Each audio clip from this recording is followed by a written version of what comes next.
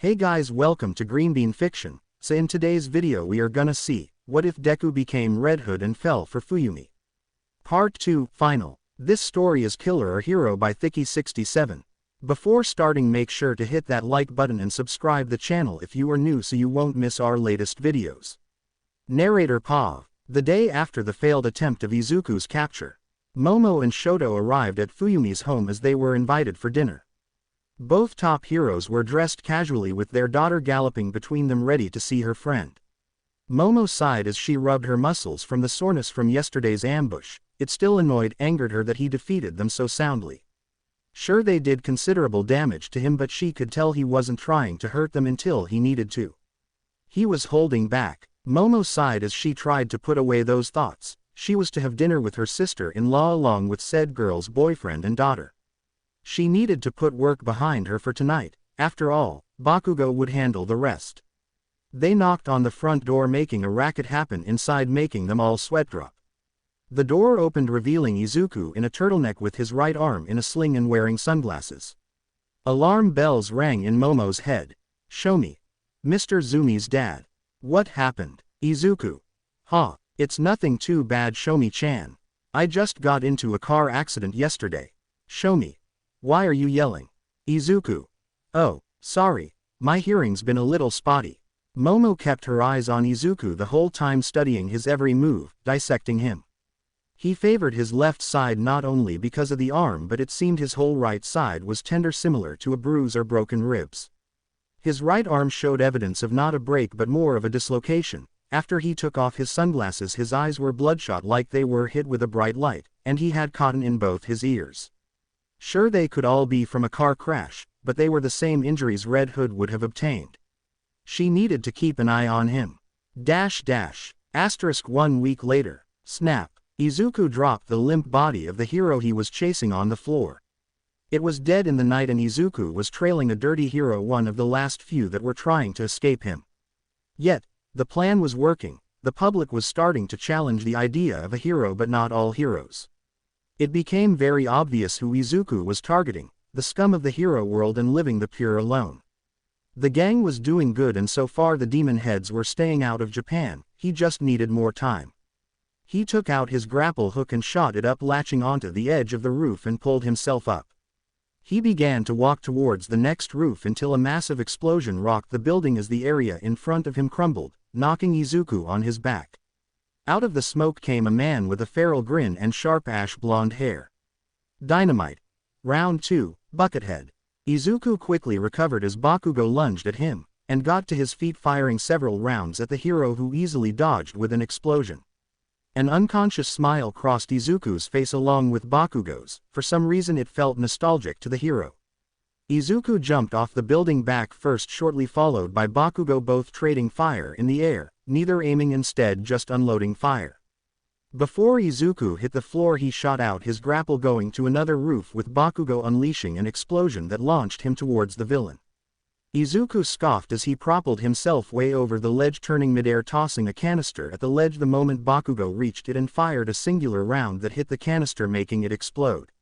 What Izuku didn't take into account was Bakugo not caring and instead ignoring it as he tackled Izuku in the air, adjusted himself on top, and launched an explosion that made them crash down onto the roof hard with Izuku underneath. Bakugo was laughing manically while on top of the villain and put his palm on the red mask, ready to destroy it. Finally, this little charade was over and he could bring this fucker back. Bang! Bakugo grimaced as pain rushed through him, especially in his abdomen. He staggered off of Izuku, looking down at his stomach and seeing it stained red as more and more blood started to pool out. He collapsed to one knee as he put a hand on the wound. Izuku got up and dusted himself off and released a heavy sigh. Izuku. Look what you made me do. I didn't hit anything major, so you'll be fine if you get to a hospital, said Izuku as he pulled back his gauntlet, reloading the gauntlet gun. He began to walk away, his back turned to the downed hero. Dynamite. Hey dickhead. Izuku turned with a raised eyebrow, but his turning allowed him to see an AP shot pierce him in the side around his hip, going straight through him. He immediately grabbed his side and prepared for another one, but Bakugo passed out shortly after.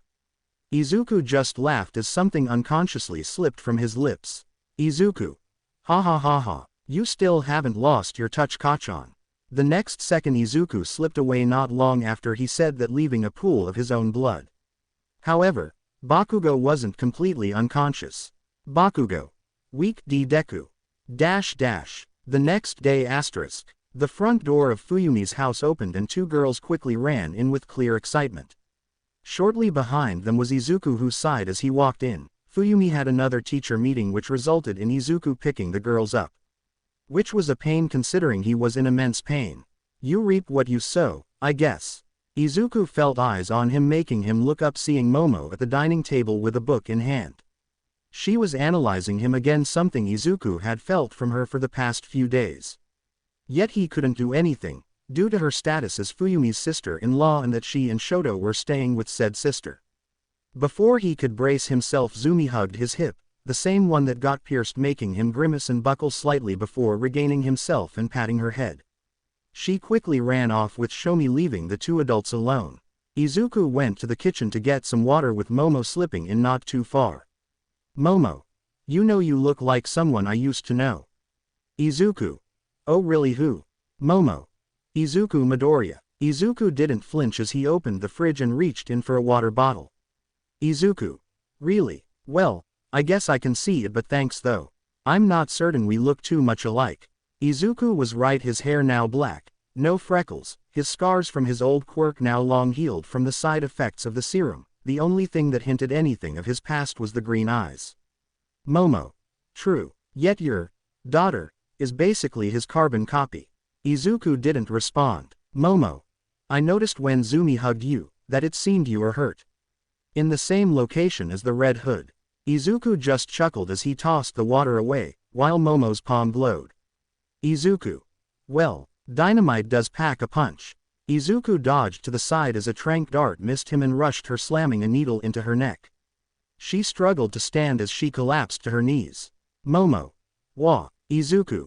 Benzodiazepines. Can't have you babbling to everyone about me. You'll forget the next couple of hours, and if you do remember, you'll think it was either a dream or your imagination. Momo didn't get to retort as she collapsed into a sleep. He picked her up and tossed her on the couch, making sure she didn't make a note before she passed out. Once satisfied, he sat on the recliner with a palm in his hand. What a pain. Asterisk 1 week later. Bakugo dropped a pile of papers on a conference table, allowing the occupants to grab one of their own. Currently, they were in one of the many conference rooms of UA, one of the few secure places from the association and commission who were on high alert. In the room were the remaining members of Class 1A from years ago, everyone besides the point of the meeting and the now deceased Aoyama. The meeting today was to discuss the Red Hood and the breakthrough that would hopefully occur. Bakugo growled as he walked towards the projector, placing a hand on his stomach. He was still recovering from the bullet wound. He was lucky that Kamui Woods was shadowing not too far away. Bakugo. As you losers. I mean, guys know I fought the Red Hood recently, and as you can see, it didn't go well. However, I was able to get a critical hit in making him spill a considerable amount of blood, which Kamui Woods was able to collect. With that blood, we now have a great chance to find the Hood. This device here on the table, invented by Hatsume, will search through every database in existence, illegal or legal, and will find our match. Bakugo plugged in the vial of blood. Bakugo. It'll take 10 minutes.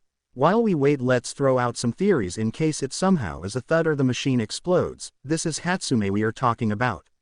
The group nodded. All of them had gotten something from the brilliant inventor before. Momo. I have suspicions that it is my sister-in-law's boyfriend, but I'm not so certain anymore. If he isn't, he's most likely connected to the underground. Bakugo. I see you should push him a little more or have Todoroki's sister look into it. Momo. Agreed. Kirishima. It could be a follower of Stain or even a former member of the LOV. Shoto. Unlikely. He denounced Stain and it seems he's the one killing the LOV. Iida. He truly is a perplexing villain. Bakugo. Wait, I think it's almost done. They all turned to the projector as a large checkmark appeared, followed by a chibi May giving a thumbs up, making a few of them laugh. However, that atmosphere died as the screen showed the results. All their faces held varying emotions, some of anger, horror, fear, disbelief, and happiness. On the screen, It held two images, one of the Red Hood aiming a gun at the camera, and the other of a young Izuku Midoriya posing for his hero license. In the middle of the screen, it said, 95% match, 5% unknown inhuman substance. Bakugo. It can't be. Narrator Pav. Izuku paced around his living room with clear worry and even a hint of panic. He was going to do it, he was going to tell her everything. He had to, he wanted to be with her forever. He knew it was a bad idea to bring her closer to him, to his life, but now he couldn't imagine a world without her. He groaned as he collapsed onto his couch with his head in his hands.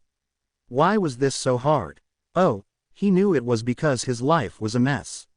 He was knocked out of his thoughts by his doorbell ringing, making him glance at it before taking a deep breath.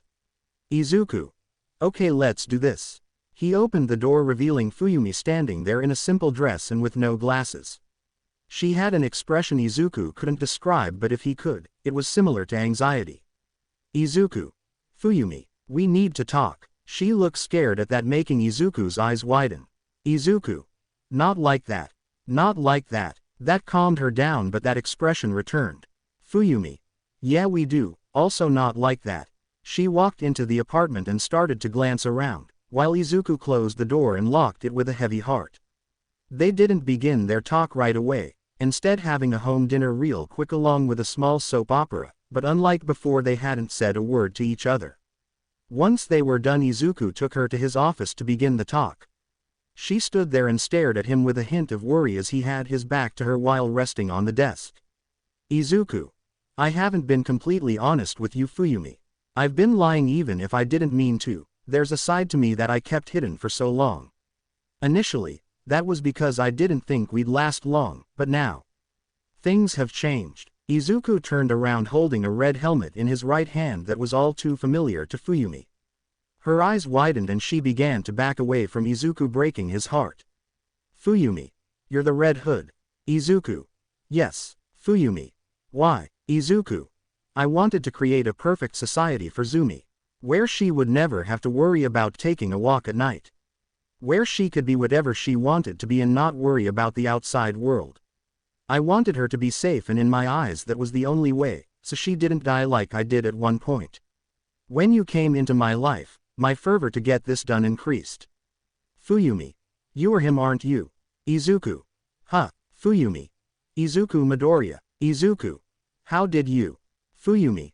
Momo told me, they tested your blood from Dynamite's battle and it matched Izuku Midoriya's blood. You're him, aren't you? Izuku. Well, that's annoying, but yes, I am. Fuyumi.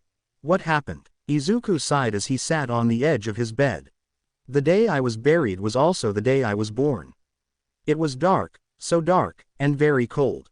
The first time I ever opened my eyes was nothing but darkness. The first emotion I felt was fear.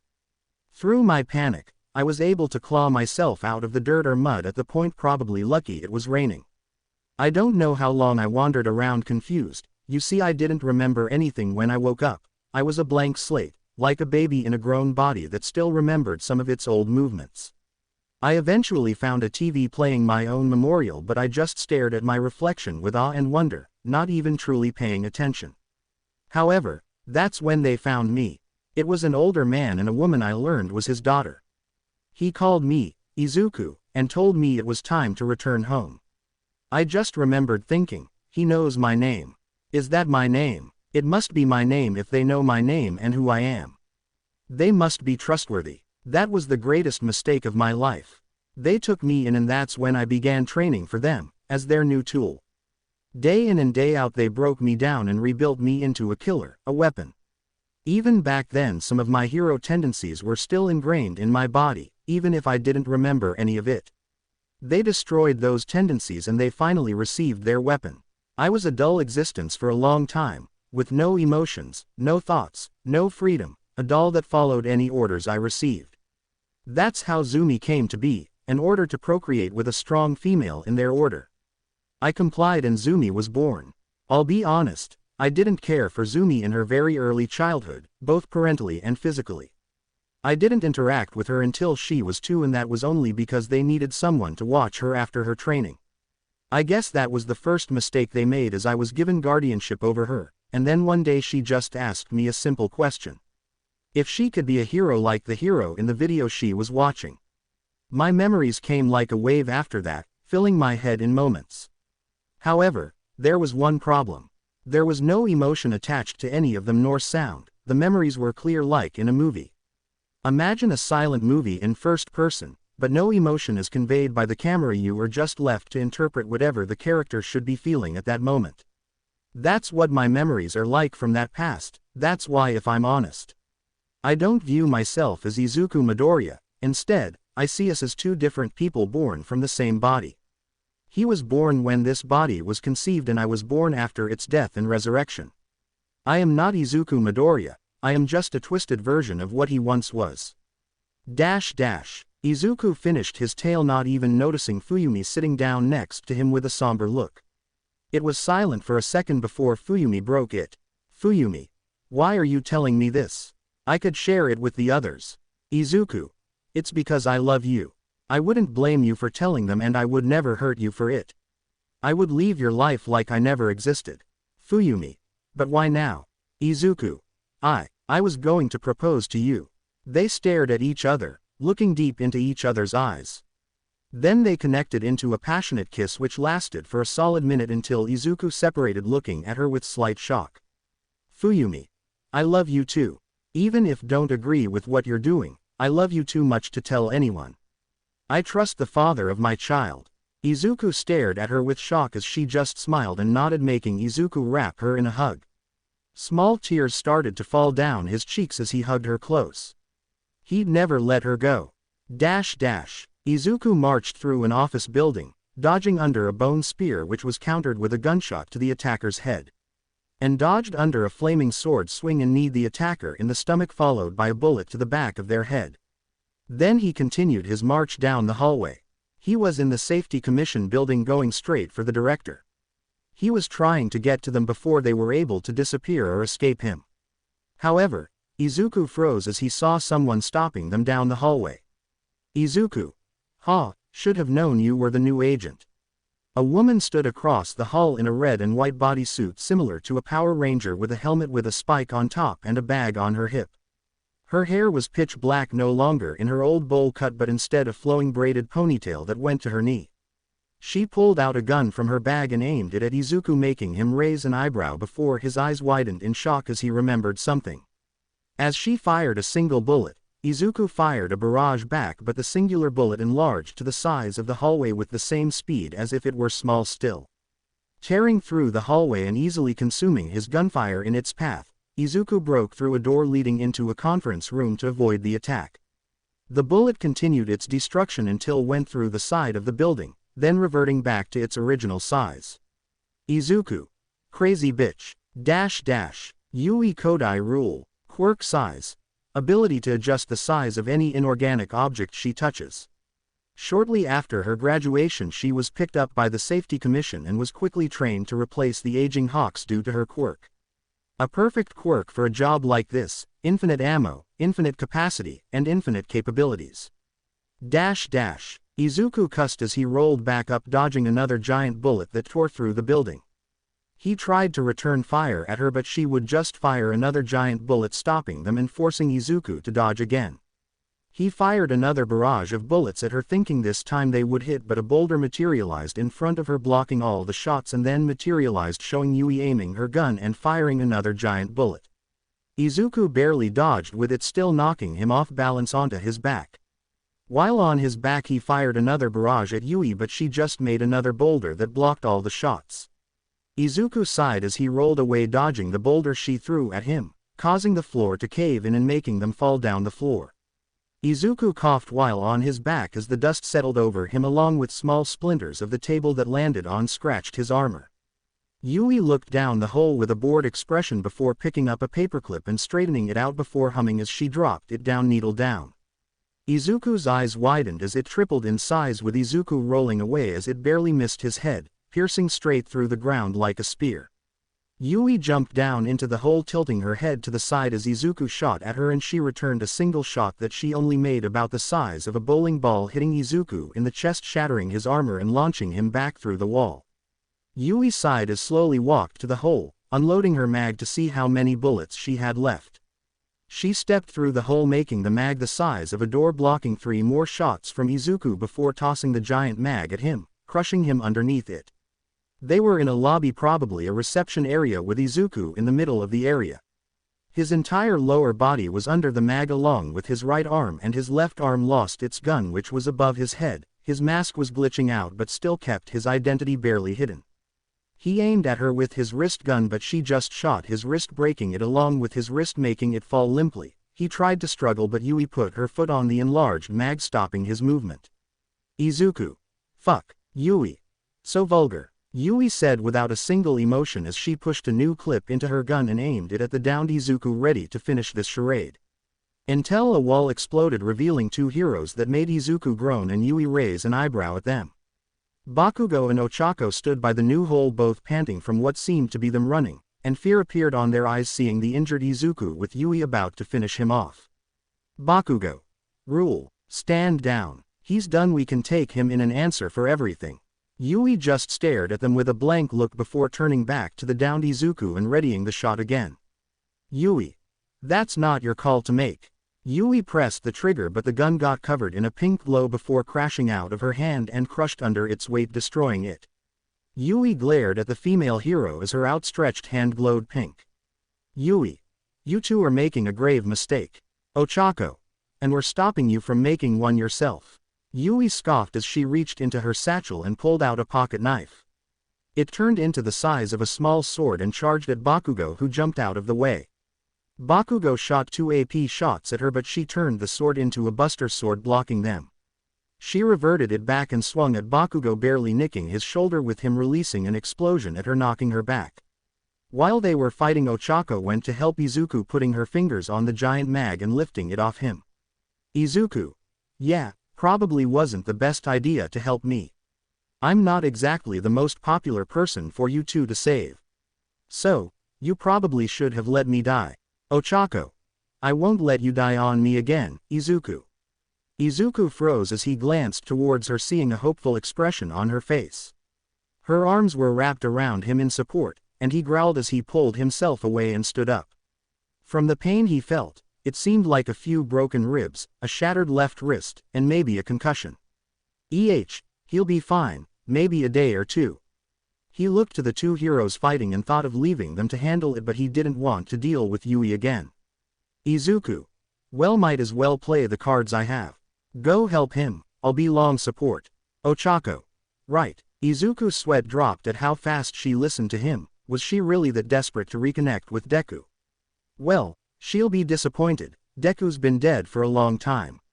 Okacho quickly ran to aid Bakugo, bringing several large rocks with her. Izuku. Dumbass. She's just giving Rule more ammunition.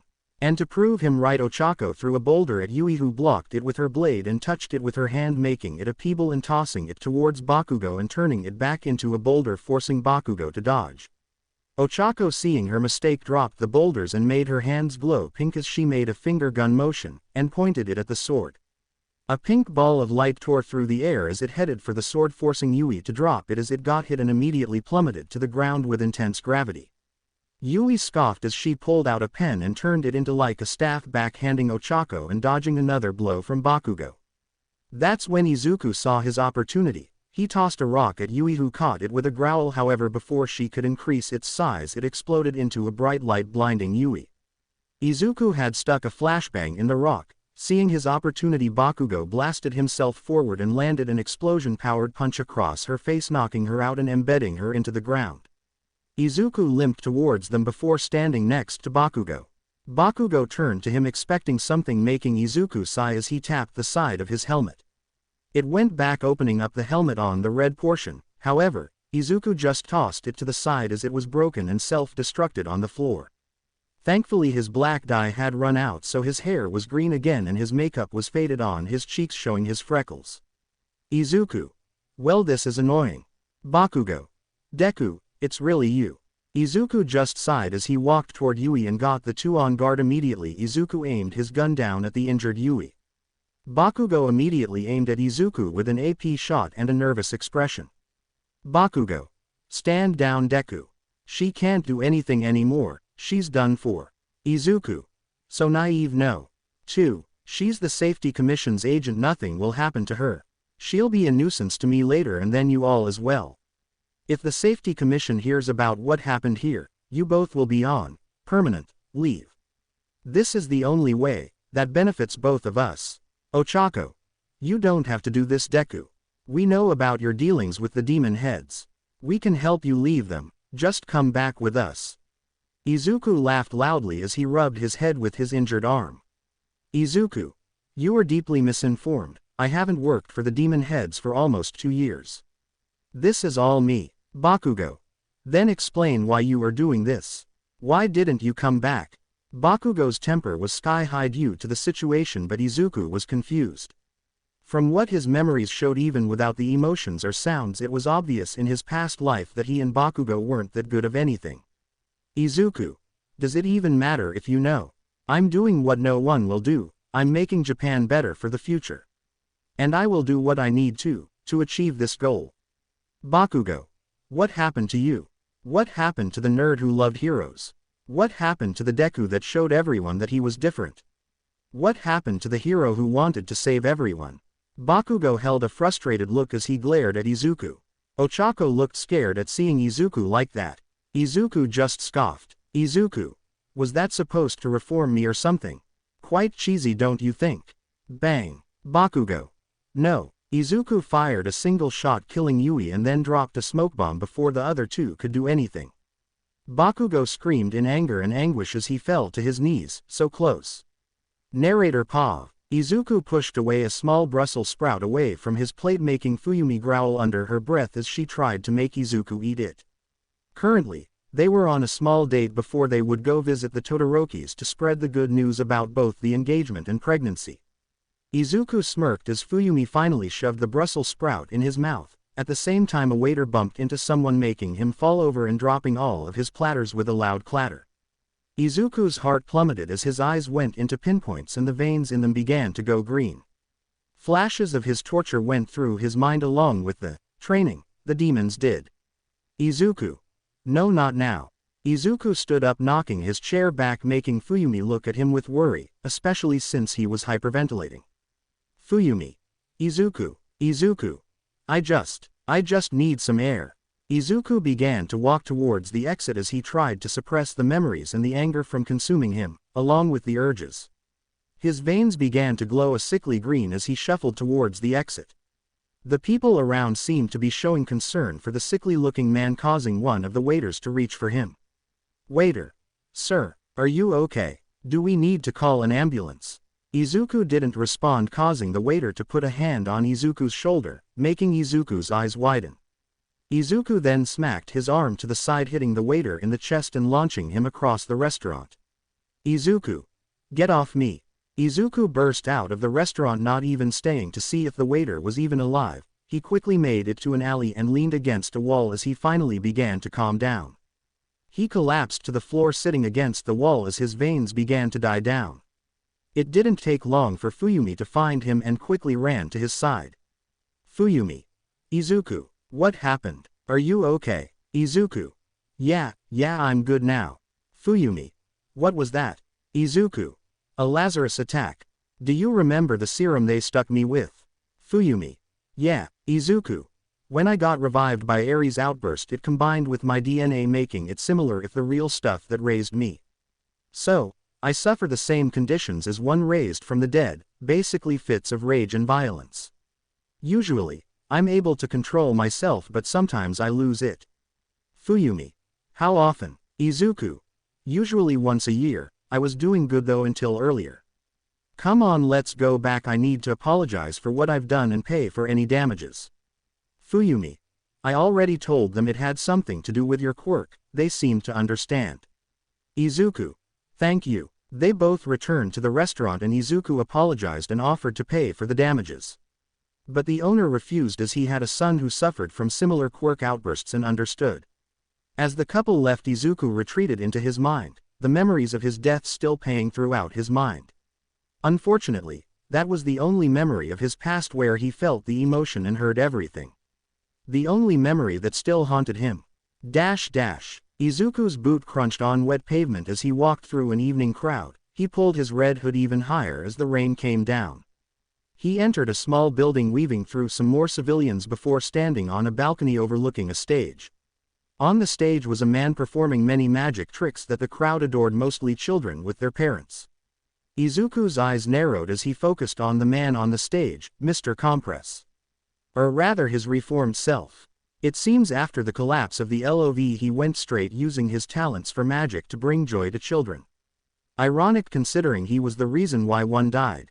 The show ended making the man bow before going backstage. Izuku had already left the balcony. Compress leaned against the wall in the back alley of the theater taking a long drag of his cigarette. He heard the wet thumps from boots on the pavement making him close his eyes in acceptance. Izuku. Hello Compress. Compress. So, you going to kill me? Izuku. You know. Compress.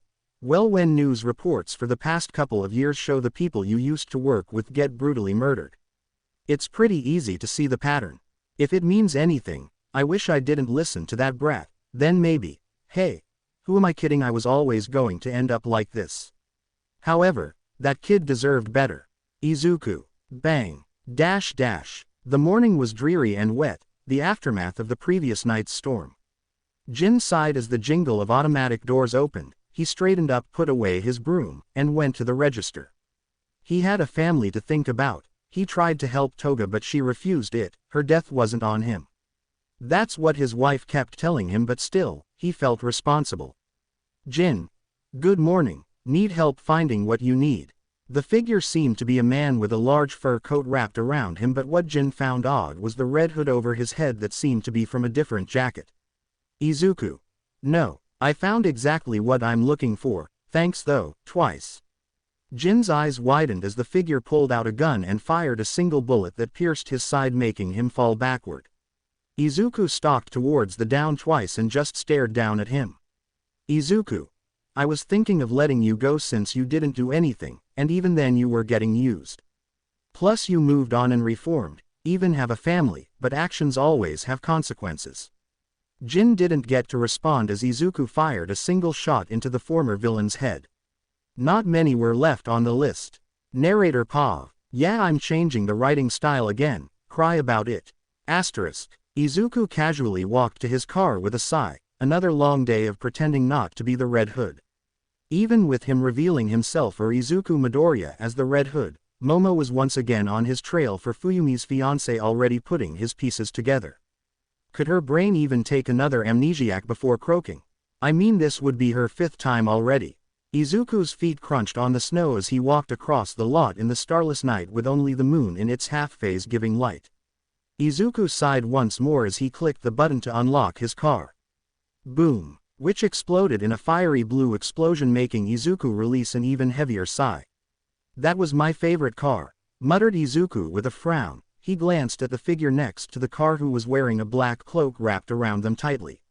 He couldn't see under the cloak, but he could tell they were in pain by the way they were hunched over, almost losing their balance due to their fiery outstretched hand pointing towards the corpse of Izuku's car. So, what do I owe the rude bombing? Shouted Izuku with no worry for himself as he loaded a gun behind his back. The cloaked figure just croaked, "Leave Fuyumi alone." The voice was raspy like someone who had smoked for several decades. Izuku already guessed who it was, but his thoughts were confirmed by a strong chilly breeze that knocked the hood off, revealing a very charred face and 2 piercing blue eyes. So, that's what happened to him. Kind of a sad existence. Izuku just exhaled as if letting out a sad breath before pulling out his gun from his behind back and unloading his whole clip into the villain. 12 shots pierced through Dabi's chest, all going clean through his chest. Yet instead of blood pouring out, instead came streams of blue fire, making Izuku raise an eyebrow. Not long after the love fell apart, Dabi had tried to enact his revenge on 2 separate occasions.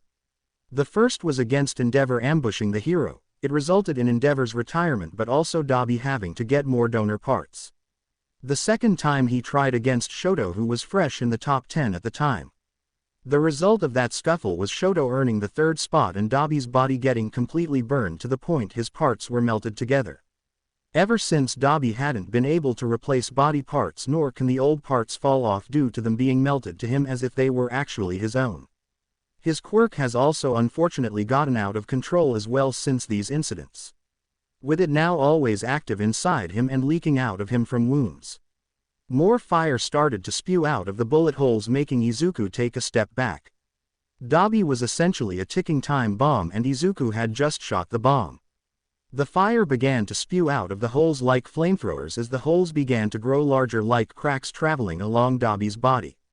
The villain tried to stop it but it was far too late, plus he still never really learned to control his quirk. Wait, I'm not. Dabi's fear was cut short as he exploded out from his chest in a fiery explosion that forced Izuku to leap into a car as it took almost the whole lot. Izuku sighed again as he tossed a metal door off him and went to inspect the epicenter of the explosion. It wasn't hard to find as it was a scorched indent in the lot with the only thing remaining being a lower jaw, which Izuku found ironic. Izuku released another sigh, something he had been doing far too many times lately. He sat on a tire from a car that exploded and just sat there staring into the snowy sky. God, I need a drink. New Year's Eve. It was a misty morning, which was a nice reprieve from the constant snow, but that didn't matter to Izuku as he stepped out of his backup car, a classic Saturn, but got the job done. Izuku shut the door behind him and cradled a bouquet of roses. He took a steady breath as he began to walk towards his destination. He hopped over a gate easily as he continued his journey. This was a last-second decision he made, and to be honest he still wasn't sure if it was a good idea. His feet made wet sounds as he walked across the grass that still had its morning dew. He was walking through a field of stones, but yet he was only here to see one. One he had never thought of visiting and never had visited. Yet, once he reached it he could see it had been visited several times, evident by the several fresh bouquets surrounding it and its neighboring stone. He didn't even glance at its neighbor, since that would make him feel weird. He stared at the gravestone in front of him. Inko Midoriya, beloved mother and friend. Izuku's face was completely neutral as he stared at the gravestone. Even after all this time he still felt nothing for the name or the woman. Yet, he doesn't know what made him come to see her. He just woke up and for the first time, he wanted to come here. He took a sharp inhale and went to his knees in front of the grave, ignoring the dew, and placed the roses on top of the head with a gentle placement. She easily had the most memories from his past, and even though it was the same as the other memories, he could tell Inko cared for her son. It's a shame he couldn't repay that. He stiffened for a second before relaxing as he reached for the magnum stuck in the front of his pants. Don't worry, I'm not here to fight, said Bakugo, who had his hands in his coat and just staring at the kneeling Izuku. I consider arresting me as a fight too. Well, I'm not here to arrest you either. Izuku turned and gave Bakugo a weird expression before sighing as he stood up. He motioned for Bakugo to lead the way and Izuku fell in line with him at his shoulder. By the way, I'd put one between your brain if this leads to an ambush. Nah, it's just me today, all my cards are on vacation, replied Bakugo with a smirk as he felt some sick sense of nostalgia. So, what do you want? Bakugo didn't answer right away before taking a breath. Why did you come to visit her? You said your memories are off, so why? Izuku pondered the question. I don't know, I just wanted to come, but like I said, no feelings. There was silence after that as they continued to walk until Bakugo started with his next question. Why are you really doing this? Izuku pondered if he really should answer, but he honestly didn't care anymore if they found out.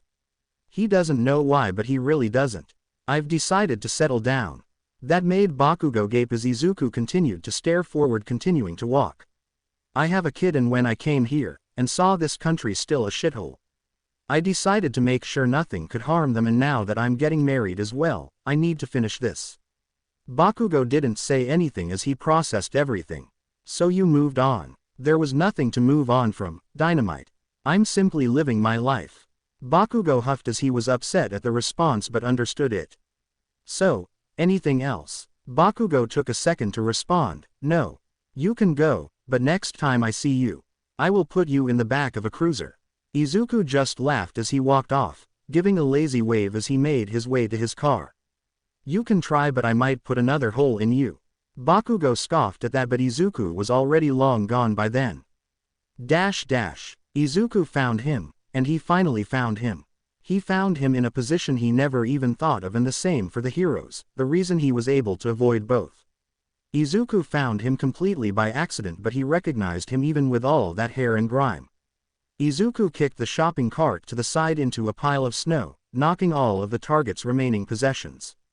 The scraggy man looked shocked at the attack but had no time to react as Izuku pistol whipped him across the face, knocking him out.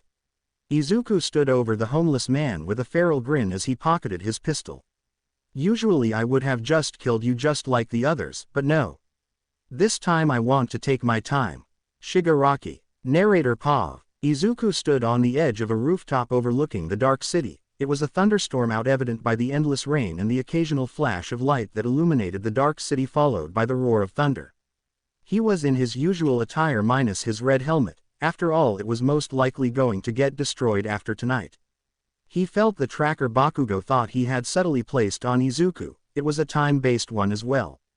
It would lay dormant for a week in case the target switched locations and then activated itself. Quite clever but not original, which was why he was here waiting for them to arrive. He began cracking his knuckles in a warm-up as he heard wet plops of footsteps behind him. It's true. You are alive. Izuku's body flinched against his will as he turned around, seeing a very old All Might. Still a tall man even in his old age, he was slightly hunched with a cane holding him up. He would be surprised that he was still alive if he didn't know that Eri had healed his wound, allowing him to live a normal old person life. Annoying, thought Izuku as he was already scanning the nearby rooftops for the ambush. Young Midoriya, sorry All Might, but this little reunion wasn't a part of my plan. So, fuck off. All Might flinched at the tone, already feeling weird seeing Izuku of all people cussing him out, but it has been a long time. You say that, young Midoriya, but yet you choose the very roof we had our first conversation all those years ago. Izuku raised his eyebrows as he looked around. The same moment a bolt of lightning illuminated the area, and sure enough, it was the same roof. Izuku just hummed to himself at that. What happened to you? All Might didn't need to address who he was talking to. I died. Then I was resurrected with no memories of that life. I lived a whole different life until someone helped me remember the life before. Then why didn't you come back to us? All Might almost sounded desperate to Izuku, causing the younger man to fully turn to him with a sigh. Several years had already passed by then. Even then my memories were imperfect, so to me, they meant nothing compared to what I have now. You could say I moved on in a sense, not because I wanted to but because I already had. Maybe you guys should have too. The conversation between the two died, allowing the pitter-patter of the rain to be alone. Izuku, there are some things in this world, All Might, that are more important than memories that have no meaning. All Might growled uncharacteristically, followed by another flash that illuminated his face. Then what's so important that it was able to make you fall so far? Shouted All Might with clear anguish, making Izuku's eye twitch for a second. They didn't make me fall, All Might. I was long in the trenches before they came around. If anything, they are the reason this conversation is happening. Then who was able to save you, Izuku? Izuku didn't answer as he scanned the area around him, finally seeing that his ambush had arrived. Lightning struck, illuminating the roof again, showing the whole of Class 1A on the roof now, surrounding Izuku. Izuku scoffed as he started stretching. From what it sounds like, it seems to be a child or lover, concluded Shoto, making Izuku stiffen for a second, just enough to oust himself. He turned to Bakugo, who was slightly in the back, and he just shook his head, no, signaling he hadn't told anyone. From his expression, it seems both exist, but I'm leaning towards the child as the main reason, inputted Jiro as she used her enhanced hearing to see if he was panicking or not. Izuku growled under his breath, but his heart dropped as he felt a presence behind him and swung backward, barely missing the invisible pickpocket. Now Izuku was seeing red as he saw the invisible woman holding up a little moose charm. Yep, definitely a child, replied Toru while wagging the charm back and forth. A memory of Zumi getting him the charm after he took her out for ice cream crossed his mind, and now he was livid. Maybe it's from a kid he saved. Tossed up Ojiro but got interrupted by Momo. No, it's unlikely a mercenary to save a kid even if he used to be our friend. It's most likely someone related to him, and Inko Midoriya had no brothers or sisters, so it can't be a niece or nephew. That means it can only be his biological child. Izuku growled even louder as he glared at them. Ochako's heart skipped for a second before she buried it once again. Izuku's anger had reached a new peak as he clutched his fists together. He glared at them the same moment another flash of lightning crossed the sky, illuminating his face and showing his anger to everyone. Give it back, now. Izuku didn't allow a chance for negotiation as he clicked a button on his forearm causing a blue pulse to eradicate from the building getting the whole class. Toru immediately turned visible making her confused but wasn't allowed to get embarrassed as Izuku rocked her across the face with a hook knocking her out and securing the plush. My quirk, said Denki as he tried to summon his electricity. A QDP or a quirk dampener pulse, for a good while none of you will be able to use your quirks. Now it's a little fair. Izuku rushed Kirishima next unleashing a mean 2 combo on Kirishima's stomach knocking the wind out of the hero and followed by Izuku chopping Kirishima in the shoulder, shattering his collarbone. Izuku tossed the critically injured hero off him dodging a hook from Denki and countering with a knee to the attacker's face followed by grabbing him by the back of the head and slamming it into the concrete. Izuku exhaled as he glared at the remaining heroes all stunned by the brutality. Next. This shit doesn't work on mutant types, Izuku, shouted Ojiro as he rushed Izuku with his tail, taking a jump and swinging down on him. Izuku caught it with both hands and brought it close to his chest, knocking Ojiro off his feet. I didn't need it to. Izuku snapped Ojiro's tail breaking it and making the hero scream before his face got stomped in by Izuku's foot. The rest never stood a chance against Izuku, even though they were trained professional heroes. Izuku was trained to kill most efficiently, they were trained to stop with minimal injury. Mineta was embedded into the floor with a stomp, Jiro missing several teeth after a brutal uppercut by Izuku. Shoji even with the strength of 12 men was embedded into the floor with 8 broken arms. Koda was bloodied on the ground. Tokiyami was also bleeding profusely from his face. Sato with 2 broken legs laying on his back and Siro sprawled over him with a pummel in the face. Mina laid against the roof door with a broken ankle as she held it close to her and next to her laid the unconscious Momo. Leaving Iida, Shoto, Uraraka, and Bakugo remaining. Izuku huffed as he was illuminated by another lightning strike, staring down the remaining heroes. Iida walked forward with a huff as he had a nasty bruise across his face. These remaining 4 weren't unscathed from the fight, they were the only ones who weren't punished for their mess-ups. Iida with a bruise across his cheek and broken glasses, Shoto with several broken ribs, Ochako with a black eye, and Bakugo with a busted tooth. Izuku scoffed as he flexed both of his hands. The only damage he had was bruising on them from the ass whooping he was handing out. If you all are trying to stall for time, hate to break it to you. You still have a long while, said Izuku with a cocky smirk making them grimace at that. Iida growled and ran at Izuku making the killer fall into a stance but he grew confused as Iida threw a piece of his armor at Izuku forcing him to swat it out of the air. We know you're tired of us butting into your business. That made Izuku scoff like it was the most obvious thing in the world. Yet, I learned from you the most important lesson any aspiring hero should hear. A hero is someone who sticks their nose where it doesn't belong, no matter how much the person says they don't need saving. Iida yelled while going for a roundhouse kick. In Izuku's mind, a memory of him running through the alley crossed his mind before ending with him kicking a guy standing over Iida. Izuku growled as he stepped into the kick grabbing his leg at its peak and slamming a palm into the pelvis, causing a loud crack. Iida screamed as his pelvis was shattered but was quickly silenced by a kick to the face knocking him out. Shut up, whispered Izuku as his mind was racing. He was allowed to collect himself as Ochako rushed him. Izuku fell into a guard as Ochako released a 1-2 hitting the first against the guard and the second into his gut causing Izuku to grunt and cover his side allowing Ochako to land 3 across his face with a hook knocking Izuku off balance. Out of all the heroes he always knew she would be the toughest without a quirk. Stop Izuku. For some reason Izuku's body flinched at the raising of the voice. He looked at Ochako as tears flowed down her face. You have to remember yourself Izuku. Remember who you were. Remember the entrance exam and how you saved me. Remember how you saved I Island. Remember saving Eri. Remember Nabu. You are a hero Izuku, you just have to remember that version of you. Izuku's teeth clenched as he hissed in pain as Ochako hit him with a 1-2 into his stomach. That was the problem. He did remember every second he remembered but what's the point of a memory that means nothing to you? Was he scared? Was he tired? Was he angry? Was he happy? Was he glad? What was he feeling? Who was Izuku Midoriya? Izuku gritted his teeth until he lashed out. What's the point of those memories, if I don't know what I felt during them? Izuku swung at Ochako but missed due to her diving into him and wrapping her arms tight around his chest, into a hug. It doesn't matter what you felt back then anymore. What matters is what you feel now when you look at those memories. Izuku's eyes widened as he was stunned by the words and the hug. He stared down at her with several memories of her hugging him appearing in his mind. However, it was futile as he just put her head under his armpit and did a DDT, knocking her out. Leaving only the remaining two, Izuku huffed as he spread his arms out in a challenging pose. Why are you all trying so hard? Because you are our friend Izuku. And this time we will save you, even if it's from yourself. Shouted Shoto as he fell into a stance along with Bakugo. Izuku's eyes were wide, close to panic as memories played on a loop in his head.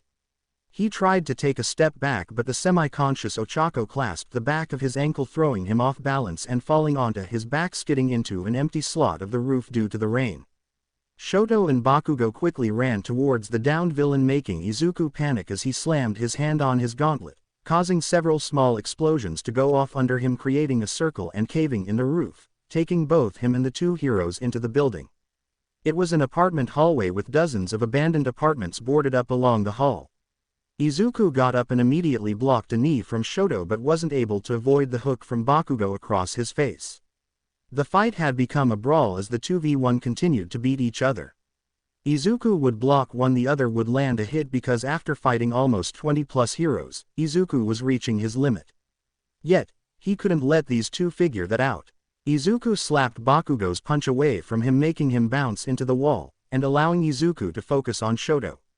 Shoto tried to put his guard up but Izuku punched through it, landing a solid straight and followed up with a hook that connected into Shoto's jaw.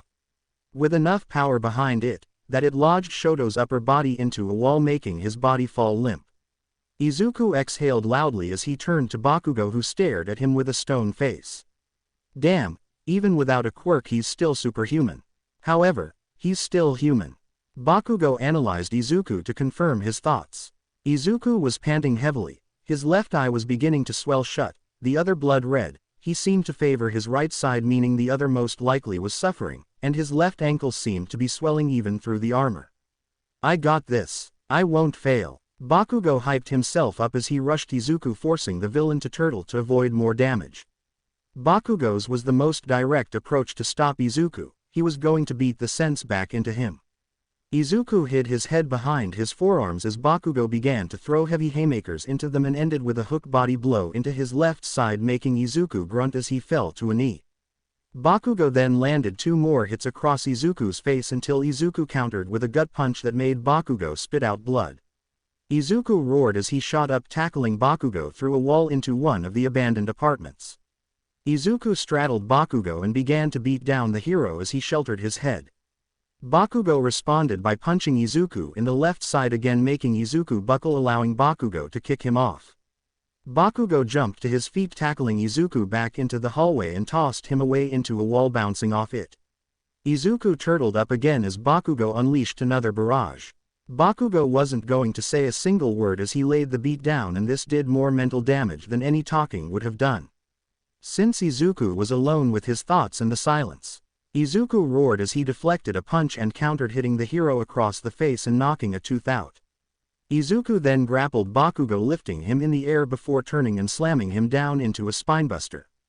The result of the slam caused the floor to cave in, taking the two down another floor. Izuku coughed as he tried to crawl away and slowly get up. He was huffing badly at this point. He had reached his limit. Izuku slowly began to walk away until a hand clasped him on the shoulder, turning him around, and showing Bakugo, who gave Izuku an uppercut, knocking him onto his back.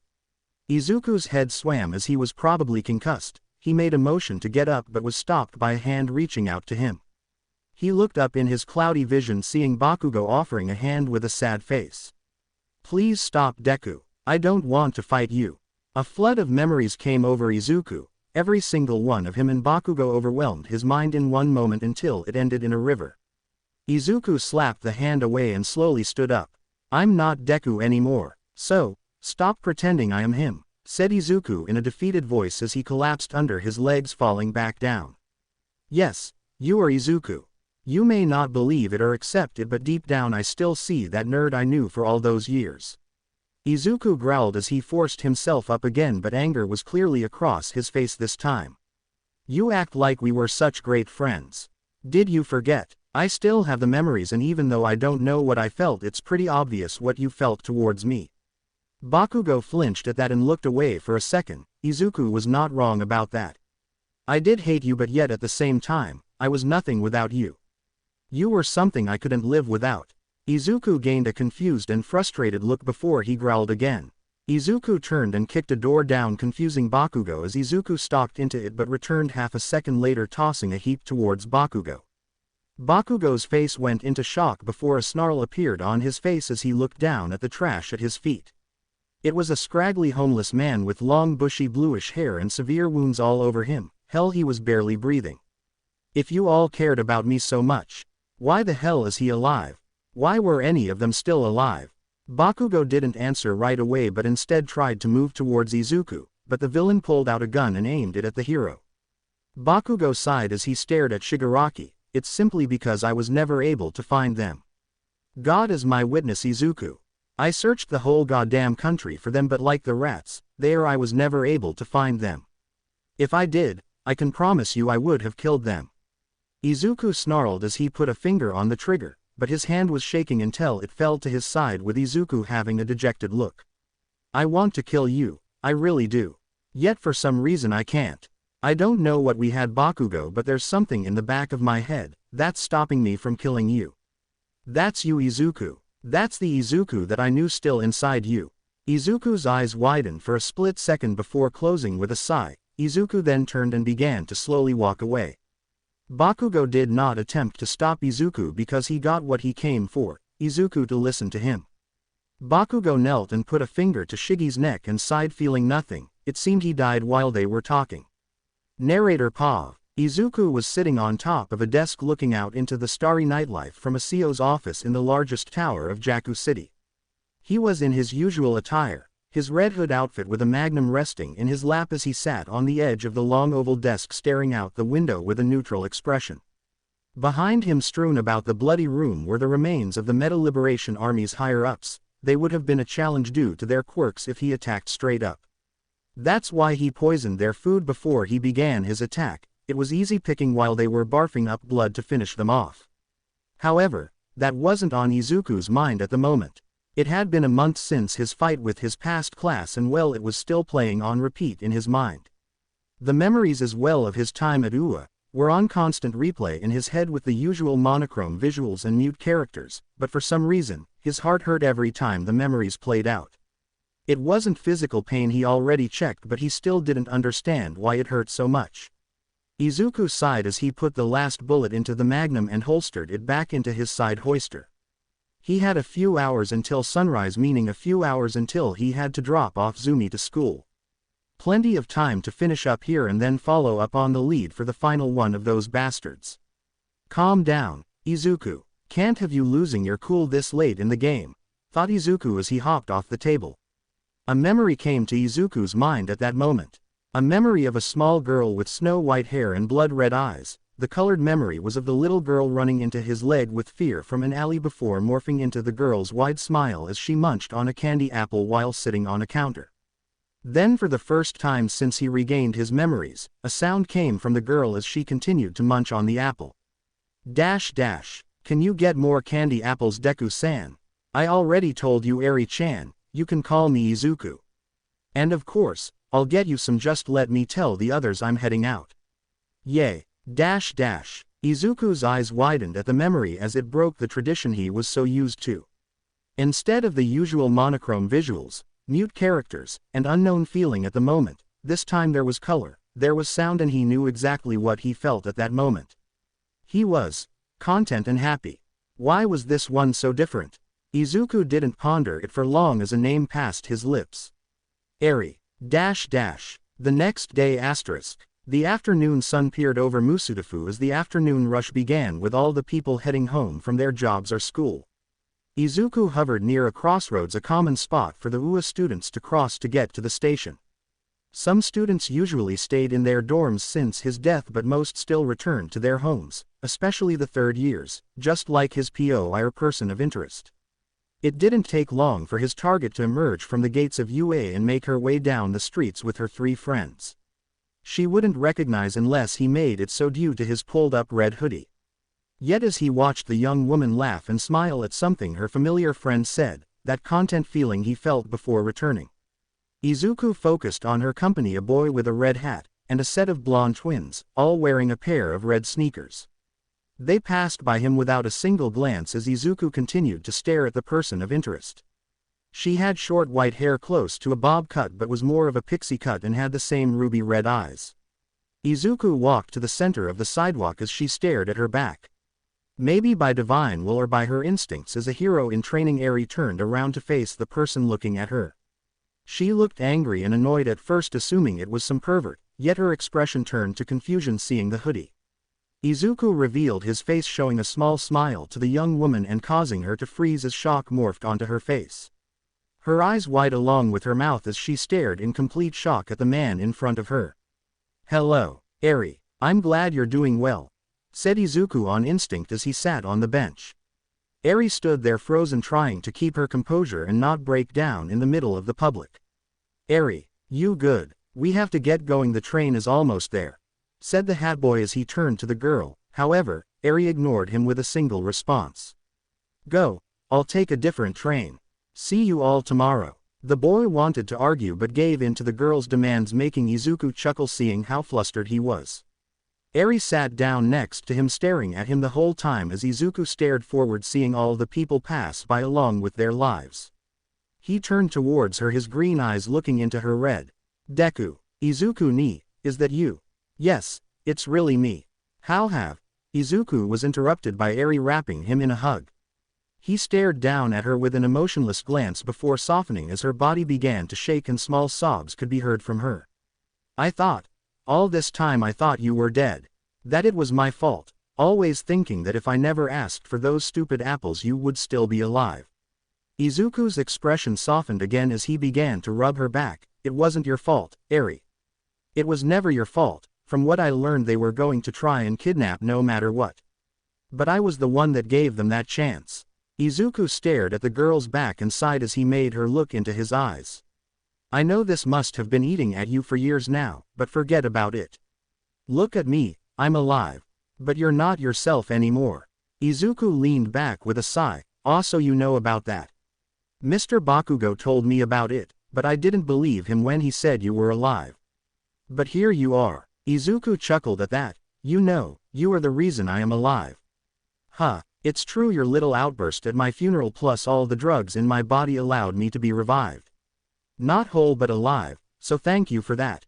Eri didn't respond as she just put her head on his shoulder. They talked for a while with Izuku just wondering how she'd been. He learned she was studying to be a support hero similar to Recovery Girl who somehow was still alive. He didn't question it.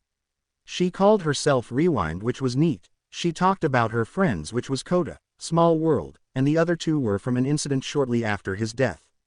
Apparently, they were inspired by his life due to Bakugo and looked up to him. He eventually left the young woman with a lighter heart and returned home. This was a good idea.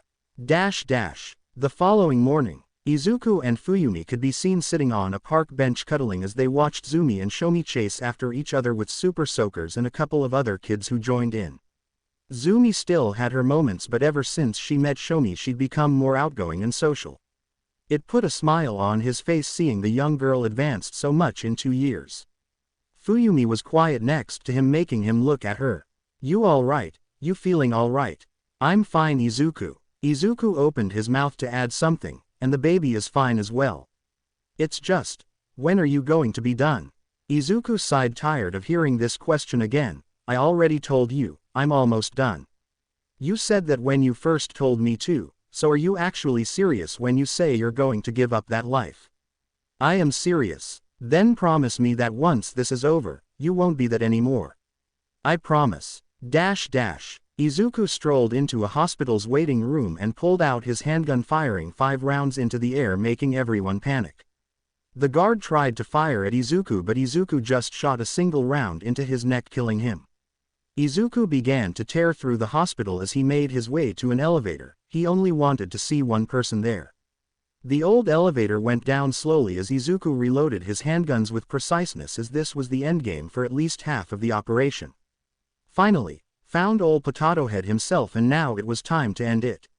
Was it suicide? Probably. The elevator chimed and opened with Izuku stepping out with both handguns at the ready. A comfort for him rather than an actual threat to this monster. Well, there was always a backup plan. Izuku strode into a lab with several tanks of Nomus. It seems even in their hiding they were preparing for the future. He'll take care of those after he's done here. Then he reached a foyer and found his target along with the side objective. All for One sat on a throne on a higher ground hooked up to hundreds of machines, and close by was the doctor. However, Izuku noticed a major difference in All for One or more of his body. He was wrinkled all over and looked extremely pale. His arms were as thin as sticks, his frail and bony. He could even see the ribs poking out from under the suit. A random thought crossed Izuku's mind. Is he dying? Ah, Red Hood or Midoriya or Deku, whatever the fuck you call yourself. You finally made it here. I saw you were busy with that failure and his rejects. A foe's voice was hoarse and crackly like an old man who smoked for his entire life. Well, what the hell happened to you? You look even worse than I remember. AFO laughed at that a single "Ha, I'm dying." It seems regeneration quirks can only last so long. It seems all these quirks are like a cancer on a body even for me. I tried to get rid of them onto the Nomus, but it was far too late by then. Izuku hummed as he stared at the old villain. So what the hell do you want, brat? I want to kill you. AFO stared at the anti-hero for a long second before breaking out into a hoarse laugh that ended with a wet bloody cough. Sure, go ahead. Like I give a shit anymore. Ever since that brat fucked up and got your quirk destroyed, I haven't had a real reason to care anymore, and this sickness, well, it's not really living anymore. So, go ahead, but I won't make it as. AFO was interrupted by 3 loud bangs as Izuku fired 3 bullets piercing the villain's torso, but they didn't go through. Instead, 3 darts were in his skin with a red liquid going inside him. AFO felt the effects immediately as his body started to tear itself apart, his remaining healing quirks dying inside him. A gift from Eri. Sorry, asshole, but I'm not going to take any precautions. Now for the real bullets. Izuku lifted his second gun and fired 5 bullets at AFO. The villain stared as the bullets traveled in slow motion toward him, and he felt fear course through for the second time in his life. On instinct, with the last of his quirk, he sent an energy blast at Izuku. At the same moment the bullets tore through his skull. Izuku's eyes widened as the blast connected with his chest, shattering his armor and launching him into the wall with the back of his head hitting it hard. Then darkness. Izuku opened his eyes and saw a young him watching the computer in the dark, crying as he clutched an All Might figurine. His mother came in and after a brief conversation hugged the boy, whispering sorry non-stop. This memory was despair. Izuku's life went on fast forward as Izuku watched from an outside perspective, finally understanding everything. What they were saying, how he responded, and most importantly what he felt in that moment. His whole life played right in front of him, like an out-of-body experience. His hope, his desire, his drive, his destiny, his fate, and his love. All played before his eyes, and he finally felt something he thought he never could. He felt whole. Izuku's eyes opened, looking at the ceiling with awe. He finally remembered who Izuku Midoriya was. Who he was. Narrator Pav. It was almost time to move on from Japan, to hunt down the demons to finally end this charade. He has done all he could for Japan, and now it was up to them to get their shit together. It was time to travel and end this. Yet, he didn't want to leave. Currently, the anti-hero was staring into the dark rainy sky with a melancholic look. It's the day after he killed AFO and later his doctor as well, but it's also been a day since his memories were, not retained since he's had them, but if he were to describe it, he would say they were finally complete. It felt nice but yet at the same time sad. He doesn't regret what he's done more than what he's become, but now he wondered, was there really a way for him to give this up? For him to be Izuku Midoriya again, not the hero Deku, that would be asking too much. No, just to be Izuku Midoriya. Izuku felt a presence behind him and whirled around while pulling out his gun, but there was nothing there in the little room that gave access to the roof. Yet, no one was there, and not even a hint of someone being there. The rain began to fall harder as it flowed down his red helmet and the heavy pitter-patter of God's tears. Izuku sighed as he holstered his gun and turned back to the skyline. An armored fist connected with his face, knocking him from the roof of that small room and making him land hard on his back on the roof of the general building. Izuku groaned as he sat up. Even with the helmet it felt like he got punched by a truck. Hell, there was a crack in the corner of the helmet. Izuku looked up and saw the attacker, a hero he presumed, in a bat costume. Well, a heavily armored bat costume. What the hell are you going, Jason? Izuku froze as he stared at the hero. Ah shit, he knows the original. Izuku quickly fell into a defensive stance as the hero rushed him and began to lay into him with well-placed punches. Even with his armor he could feel the damage piling up. You said you would stop this nonsense, turn straight and be better. Yet here you are causing chaos all over the world. Thousands of people dead, the Middle East is a disaster politically, and Japan is scared shitless. Batman did a sidekick, making Izuku skid back, still in a turtle stance. Sorry buddy, but my name's not Jason. Batman's eyes widened as Izuku pulled out his dual handguns and fired shots at the hero, the first hitting him in the shoulder. Batman responded quickly, throwing a smoke bomb at his feet. The same moment a barrage of bullets tore through the smoke but connected with nothing. The smoke cleared, revealing no trace of the Bat Hero and putting Izuku on high alert as he scanned his surroundings. A battle cry sounded behind, making him turn to see a boy in a red and yellow costume dive at him with a katana. Izuku tried to raise his guns but resulted in one of them got sliced in half, and Izuku to turtle again as the boy laid in on him until Izuku got kicked in the back, making him fall face first into the wet pavement. He turned around, seeing the original bad guy with 7 in total minus the bat. So, if you are not Jason, who are you and where is he? Said a young man wearing a black suit with a blue bird on the front. Izuku stared at them, confused as he stared up at them from the floor, until it clicked in his head. Not long after he completed his training, the demon heads tasked him with a mission, to implement himself into society as a mercenary by taking the place of one. Preferably one that wore a mask. He chose the Red Hood since at the time he thought it looked cool and he felt drawn to it. At first, the leaders were reluctant to let him choose that one, but it got overruled by the head of influence. It didn't take long for him to find the original Red Hood. He was in Egypt exploring ancient pyramids. He ambushed the mercenary deep in those tombs. Well, let's just say he was here and Jason wasn't. Now though, he could see why they were reluctant originally. Ah shit, this is awkward.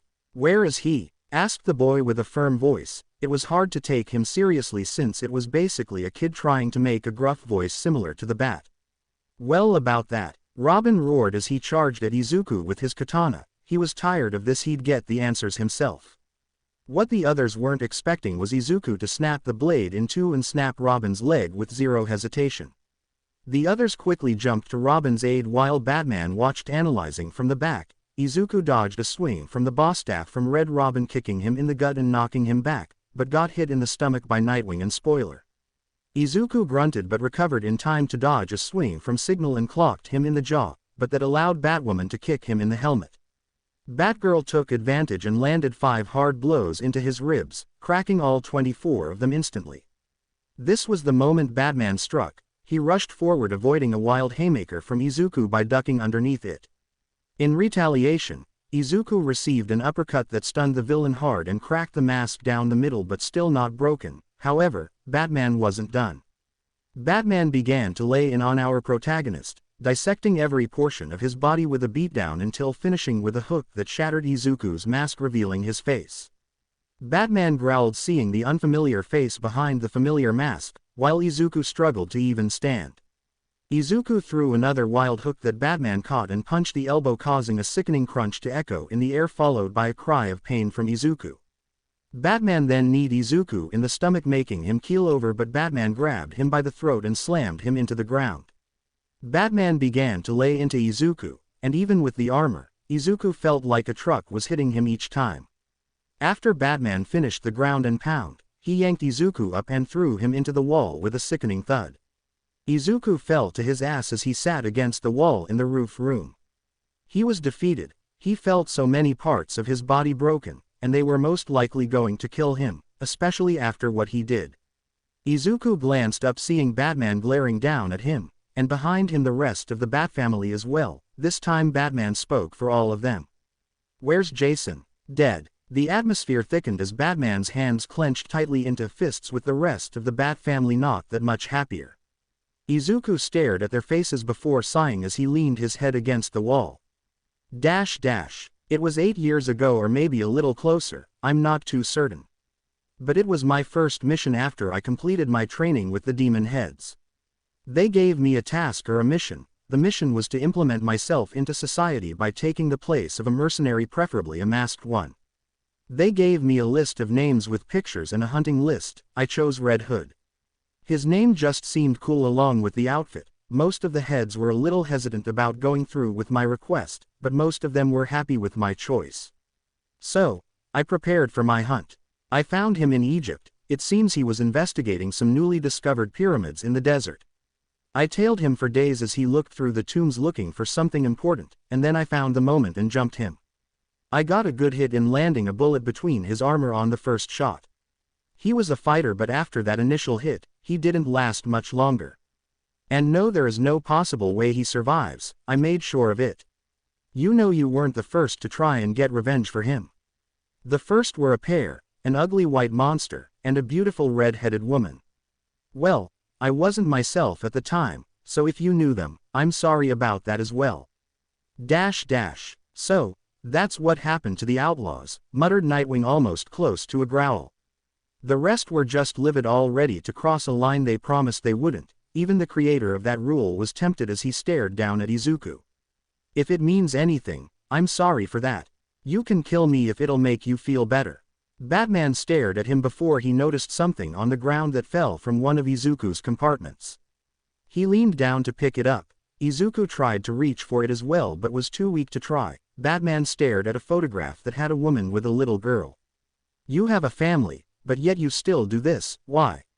It wasn't confusion or concern in Batman's tone, it was a demand, a man wanting answers. They're the reason why I'm still doing this. I want them to live in a beautiful Japan, where they can walk out at night without fear. I wanted it to be where the villains would be too scared to ever think of doing crime, and control the ones who aren't scared. So, much for that dream, huh? Just get it over with. Gladly, said Robin as he stepped forward pulling out a batarang until Batman put a hand on his shoulder. What was your plan for after Japan? Asked Batman. Well, it was my current plan. I've already finished here. Next, I was going to hunt the demon heads, and then after I was done, retire. Go live my life in peace. You think you deserve that? Yelled Batwoman, walking up to hit him, but was stopped by Batman, who tossed the picture to Izuku, who caught it. He felt something off and turned the photo over, showing a flash drive. That's all I have on the demon heads. Come by Gotham when you're done, we can talk about Jason. Izuku stared at him with confusion before chuckling with a sigh. Sure. See you then. Just like that, Batman began to walk away, much to the family's displeasure. They complained to the old hero, but he silenced them with a glare. He could have killed you all several times over, but he didn't. Once he figured out we were related to Jason, he held back. Did you not notice he stopped using his guns? He's going through something. Deep down in his soul there's a great conflict. It reminded me of Jason and you all when we met. That silenced all of them. Narrator Pav. * 1 month later. Shout out to the Izaya Yuzora for the OC. You thought I forgot, didn't you? It's been a month since Izuku's encounter with the Bat family, who have kept contact with the anti-hero, but that's not important right now. The file Batman gave him had everything he was missing, and now he had it. Every location of the demon heads and the names of the ones he didn't know, so now he can finally begin his final hunt. And it came just in time as well. Fuyumi and him finally tied the knot, officially making sure they got married before their child was born in a few months. He now needed to finish this hunt before they were born as well, but he needed to leave for a while. He believes most of his old class knew the connection between Fuyumi's boyfriend and Izuku, but that didn't matter as he left the very next day to finish the job. First, though, he needed to go for a specific head first before any of the others due to his quirk of helping the others. The head of peace, Hoffman Elodia. A real piece of work and an extremely rich man, around 36 years of age with Native American and German ancestry. He is around 6 feet 2 with dark tanned skin close to a nice chocolate skin, and his hair was reddish brown that was always tied into a short braided ponytail. His eyes were sky blue with a golden ring along the pupil, and was it enough to not be called that but not fit enough to be called a gym rat. Perfect symmetry is what he always used to say, a real piece of shit that won. He used his wealth to fund many hero agencies, the new Peace Corps, charities, organizations, shelters, schools, and any other non-profit you can think of he funds. That's why he's called the head of peace, as he keeps the world in a little order. However, his main purpose for these places he funds is to solicit them. Whether it be drug trafficking, human trafficking, prostitution, smuggling, gangs, or even warmongering, he didn't care as long as he was making a profit. And no one could do anything to him due to his quirk. His quirk was the main reason why Izuku knew he was going to be such a pain in the ass to handle. Its name was arbitrage. In short terms, you can't harm him unless you make a deal to where he lets you, or if your quirk can. If you make a deal and don't flesh it out well enough, well, you basically became a slave to him. So, don't shake his hand until you read the fine print. Like I said, a pain in the ass to deal with. The reason unfortunately why he needs to go first is because he made a deal with the other heads where they can't die until they finish a contract they had with him. Voice was the only exception, as she was too new and her quirk counteracts Hoffman's. It didn't work out for her in the end.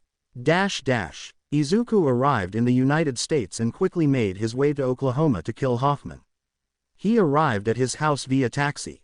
He didn't need to mask his arrival, he's sure they know he's already begun his hunt. And knowing Hoffman, he was far too confident to have guards or anything similar to that. But still a pain in the ass and annoying as he stepped out of the taxi, seeing a luxurious mansion, which was ironic considering every house around was a slum, his slaves. Izuku easily made his way in the house, ignoring the terrified servants, making his way through the house due to their pointing until he reached the study. Hoffman was sitting in an armchair with a book and a teacup in his hand. He looked up with a mischievous look in his eye. "Hello, Izuku." Izuku responded by pulling out his handgun and firing 8 shots at Hoffman, all stopped by a golden barrier that froze the bullets in the air until they melted into nothing. Izuku sighed as he hoisted his gun away. "Well, I had to give it a try." "That's quite all right, you're the 8th one this week, so what can I do for you?" His voice was full of cockiness and pleasantry as he motioned to a small table with 2 chairs with him sitting on one end and Izuku following along sitting on the other end. "I want to make a deal." "Oh, my favorite." He slapped his hands together, making a golden ring form around the table, and the golden rings in his eyes glow brighter. "Concept of the deal: a duel of interests with games." "Oh, spicy." Designs began to form in the circle as Hoffman closed his eyes to focus, and the prizes for the winner of these games along with the rules. Izuku pulled out his gun and put it on the table. "If I win, I can kill you with this gun along with bullets inside it. If you win, you can do anything you want and I won't stop you." "Does that include your daughter?" asked Hoffman as the designs became more detailed. Izuku ignored the jab as he continued explaining the deal. "The games will be 2 out of 3 for a match, with each match being 2 out of 3 to take the win. 1 game you're best at, 1 game I'm best at, and if needed the 3rd game will be something we are equal in." "Deal." Izuku offered his hand with a calm expression while the circle's designs began to finish up and Hoffman considered his options. Until a smile crossed his face as he accepted the hand. "Well, you have yourself a deal. I always was a gambling man." As soon as the hands connected, the circle collapsed on itself until it wrapped both of their wrists in gold bands and created a protective gold bubble around both of them. "My best is chess. Chinese checkers." Interesting. "My quirk will supply the boards and if needed will create the final game that it deems fair." Izuku hummed. A golden chess board appeared on the table along with some golden pieces and black pieces, with Hoffman gold and Izuku black. Hoffman made his move, pushing a pawn forward 2 spaces. "So, why come to me to make this deal, Izuku? I'm hunting the rest of you down." "Ah, so you were the one that killed Voice?" "Yes, check." "Ah, it's a shame. If only she had accepted the contract, then she would still be here, but she was always so untrusting." "Check." "Can't blame her, but that's also why I went for her first, and now you." "Check." I see. Well, you seem to know what you're doing, Izuku, so I can't fault you there. However, even you cut down 1 head, another will just take its place." "Checkmate." Izuku clicked his tongue as the board reformed to a new game signaling Hoffman got the first point. Why even bother killing us anyway? Without us, you'd still be dead. We both know that's not true. If I never was taken by you people, I would be with my friends and none of this would have happened. I would have been normal. Hoffman just smiled as he moved his pieces, getting himself in a decent position off the bat, making Izuku curse, realizing he fell into a bait for his emotions. Well, I can't argue with you there. You probably would have been normal, maybe even a great hero. Check. Izuku quickly tried to block the attack as Hoffman moved a piece not even a second after Izuku's turn, causing another check. Yet you forget the most important thing: if you didn't get taken by us, check. Izuku didn't respond as he tried to recover the game but was far too late. Your daughter would have never existed without us, checkmate, Izuku growled as the golden board morphed into a Chinese checker. Izuku didn't talk about all during the Chinese checkers match, trying to keep his cool as Hoffman continued to yap, trying to get under Izuku's skin. The Chinese checkers match ended in 2-0 with Izuku tying the score. Hoffman looks displeased but he quickly recovers, staring at Izuku. This time the whole table changed, forming into a poker table with a golden figure appearing in the middle as the dealer. Poker? Asked Hoffman with confusion, since even he wasn't expecting this. I guess we are equal in so many aspects that your quirk believed the only fair solution was by leaving it to complete chance. How would we determine a winner? Whoever runs out of chips first, I presume. This feels like cheating. It's your quirk. Hoffman cursed as he took his seat while Izuku did the same.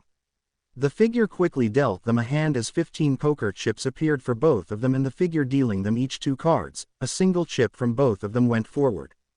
Hoffman seemed nervous from what Izuku could tell, but he ignored it as he focused on the 3 cards on the table face up. He could make a pair. This is stupid. What, don't like leaving your life up to chance? Oh yeah. You like being in control. Ironic, since you're a lapdog after all. Hoffman slammed his hand on the desk, making it crack as some chips fell to the floor. I am no one lapdogs. The table began to disappear as well as the figure along with the bubble, confusing Hoffman as he looked around. Your quirk is basically you, or more like your fairness and cunning brought out into the real world as manifestations. To always meet your contracts or deals, protective shields, games, summons, whatever it needs to be made to meet the contract. However, they are still a part of you, just like your shield. So what happens if your shield absorbs a small drug? Hoffman's world seemed to shift for a second, making him fall down onto the floor as the world began to spin. I know the absorption only works on your personal shield since it's a part of you. When I shot you a long enough effect for you not to notice, and enough to begin the first game with no issue, it's something to make you more emotional. Izuku stood up and pulled out his gun, beginning to stalk towards Hoffman as he tried to crawl away. You know there's an unspoken rule in poker: if stand up you forfeit, if you conceal your chips you forfeit. Izuku kicked a poker piece that fell to the floor before it faded away to prove his point. And the worst of all is to destroy the table out of anger, immediate forfeit of both the game and your life. So, tell me, Hoffman, what did you just do? Izuku asked with a smug smile. Hoffman tried to get up to run, but Izuku fired a single round that hit Hoffman through the spine, forcing him back on the floor. Izuku stood over him before aiming down at the demon's head. Bang! Dash dash! Izuku stepped off a boat, dropping a body to his feet as he began to walk towards a beautiful nightlife of a city, bustling with life even for this artificial island. He was on Island and was here for the head of technology. One of the heads he didn't know the identity of, but now due to Batman's intel he knew who it was, and he was not happy in the slightest. Nor was he going to enjoy killing this person who knew him before his death. If anything, he was hurt. It didn't take long for him to make it to the headquarters, nor to cleave through the mix of both human and robot guards. Until he reached a large steel door which opened for him as he neared it, revealing a large blacked-out lab with the only lights being TV screens with a chair in front of it. The chair turned, revealing a woman Izuku was familiar with in both of his lives. Hello Izuku. Melissa. The woman tilted her head while fixing her glasses to her face while Izuku clenched his fist. Her hair was still long and tied into a practical ponytail while wearing a long white lab coat. Someone in his old life that he used to call a friend but now was just a stranger in front of him. Why? Asked Izuku with some hurt in his voice, which Melissa flinched at only for a second before her face hardened. She knew exactly what he was talking about, and it wasn't an easy topic on her heart either. After the Island incident and when my father was rightfully put in prison, I was all alone and also in a tight spot. No one really wanted to work with the daughter of the man who gave a villain the key to our city. So, I was short of friends, allies, money, opportunities, and happiness. I was in a rough spot. Well, someone came in and gave me the opportunity to use my tech to save the world. Sure, it's used to kill people as well, but I'm willing to sacrifice the few for the benefit of the many. Izuku stared at her with anger before opening his mouth. Why didn't I tell everyone that you were still alive? I was tempted when I heard what the others did to you, but I was still new and couldn't risk my position by voicing my disapproval. Anyway, if I were to have told them about you, they would have questioned how I knew, and I couldn't afford to lose what I built here. I hope you understand. Melissa clicked a button on her chair, causing the floor to open up as robots came from the ground and began to surround Izuku, each the size of small giants. Izuku unclipped his guns from his body as Melissa turned the chair and went back to work. A robot went to punch Izuku, but he ducked under and fired a single corrosive round that immediately ate away at the robot. He slid under another one, firing another round into a different, having the same effect. Izuku roared in adrenaline as more and more robots tried to converge on him, while Melissa just sat in her chair, watching her feeds and her work. 1 hour later, Izuku huffed and puffed as he tossed a robot from him and stood tall in a field of dead robots. He loaded his gun as he began to walk toward the chair. Melissa turned around and just closed her eyes as she readied herself. I truly am sorry. There's nothing I can do to. Bang. Narrator Pav. Izuku hopped off his boat, ignoring the glaring sun shining off his red helmet. It was the day after he killed Melissa, and now it was time for the next head. The head of crime, Warlord. Who was a warlord? Ironic, right? Anyways, Warlord is his next target, which is why he's in West Africa of the Ivory Coast, where Warlord's main city is located. Warlord's purpose was simply to cause as much chaos in the world as possible so the other heads could swoop in and help these devastated places. Warlord makes money and profit off his destruction, and the other heads make money off of rebuilding that destruction, causing an endless scheme of destruction and creation. Warlord has complete control of Africa and most of the Middle East, with most groups having to answer to him to get anything done in his territory. Slavery, genocide, rape, murder, prostitution, warmongering, war crimes, and corruption are just some of the many crimes he's affiliated with, to the point if he were to ever be tried in a real court, his sentence would most likely be longer than humans will survive, and what's worse is that he'll probably live that long as well. Due to his quirk. His quirk is life steal, and it's pretty self-explanatory. He can steal a person's lifespan for himself. For example, let's just say you have 10 years left to live.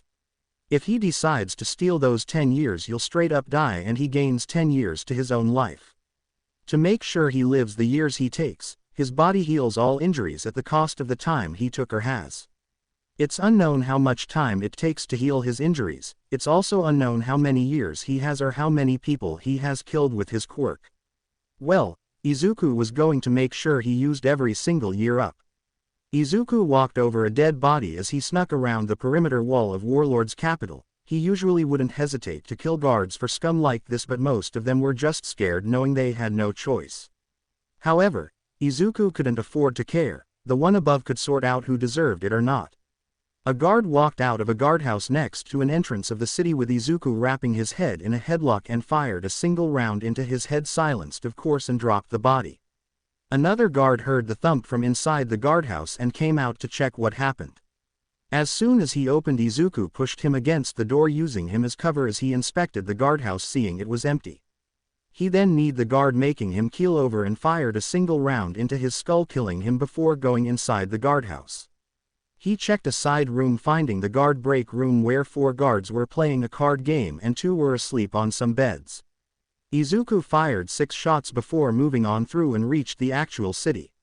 It didn't take long for him to reach the Capitol building, or Warlord's pleasure house.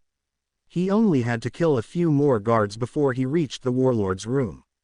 It seemed he had gotten cocky with all the years he had taken. Izuku dropped the guard he choked out to the floor, and fire a round, killing them as he reached the main hall. At the end of the hall was a large ornate door where most likely Warlord was. Izuku stalked down the hall until he reached the door. He made it ajar as he peeked in. Sure enough, there he was, bending a girl over his table and having his way. A large bald African man wearing a crude military uniform, from most likely a general he killed. Izuku kicked the door down and fired a single round, putting it between his eyes, making him fall off the girl and into his chair. Izuku motioned for the girl to scram, which she did after gathering her clothes as Izuku kept his gun on Warlord's body. 10 seconds later the hole filled as he healed the injury. Warlord tried to get his bearings, but Izuku just fired his whole mag into the body. So, I got 10 seconds at every death to move him. God, what a pain. Izuku moved to the body and began to tie it up. Warlord awoke tied to a chair in a musty dark room until a light flicked on, showing Izuku sitting across from him holding his gun on his lap. You know, you deserve what I'm going to do to you. You know that, right? Warlord remained quiet. I mean, your quirk is perfect for this as well. No matter what I do to you, you'll heal until it finally stops.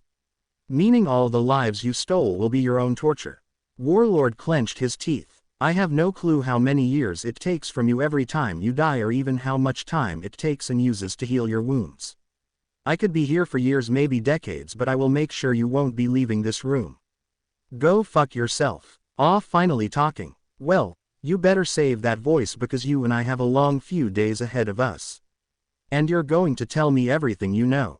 I won't tell you. Izuku pulled a sledgehammer from behind him and swung it down on Warlord's knee, causing his leg to cave in and almost split in half. Warlord screamed in pain as Izuku then raised the sledge again and swung it on the other knee, giving it the same result. Izuku rested the sledgehammer over his shoulder as he began to count. 1, 2, 3, 4, 5, 6, 7, 8, 9, 10 inches. At the 10th second the knees healed back to normal, so it is at every 10 seconds they heal. Well, this is going to take forever.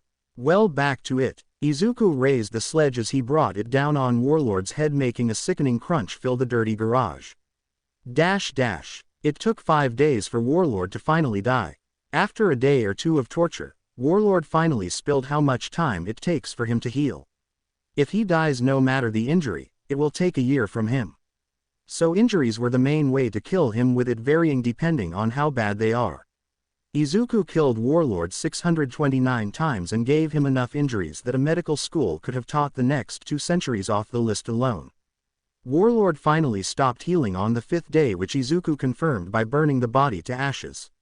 Unfortunately, he didn't have information on the other heads, so he just had to go off of what he knew.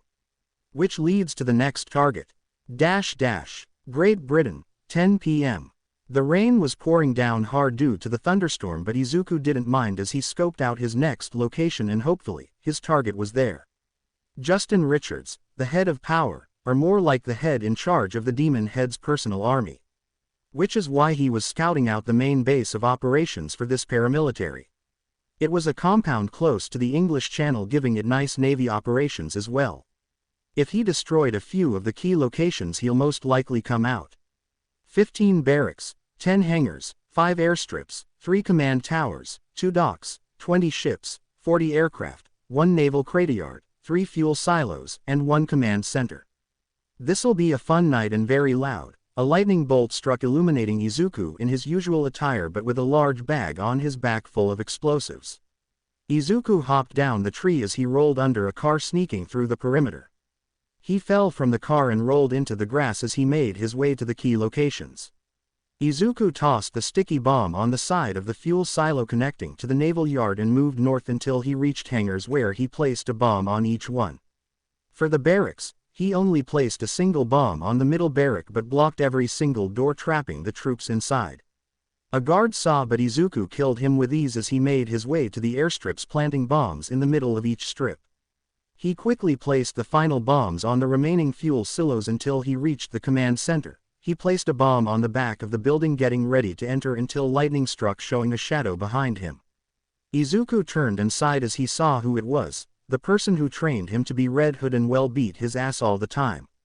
Justin Richards, the head of power, and a great asshole.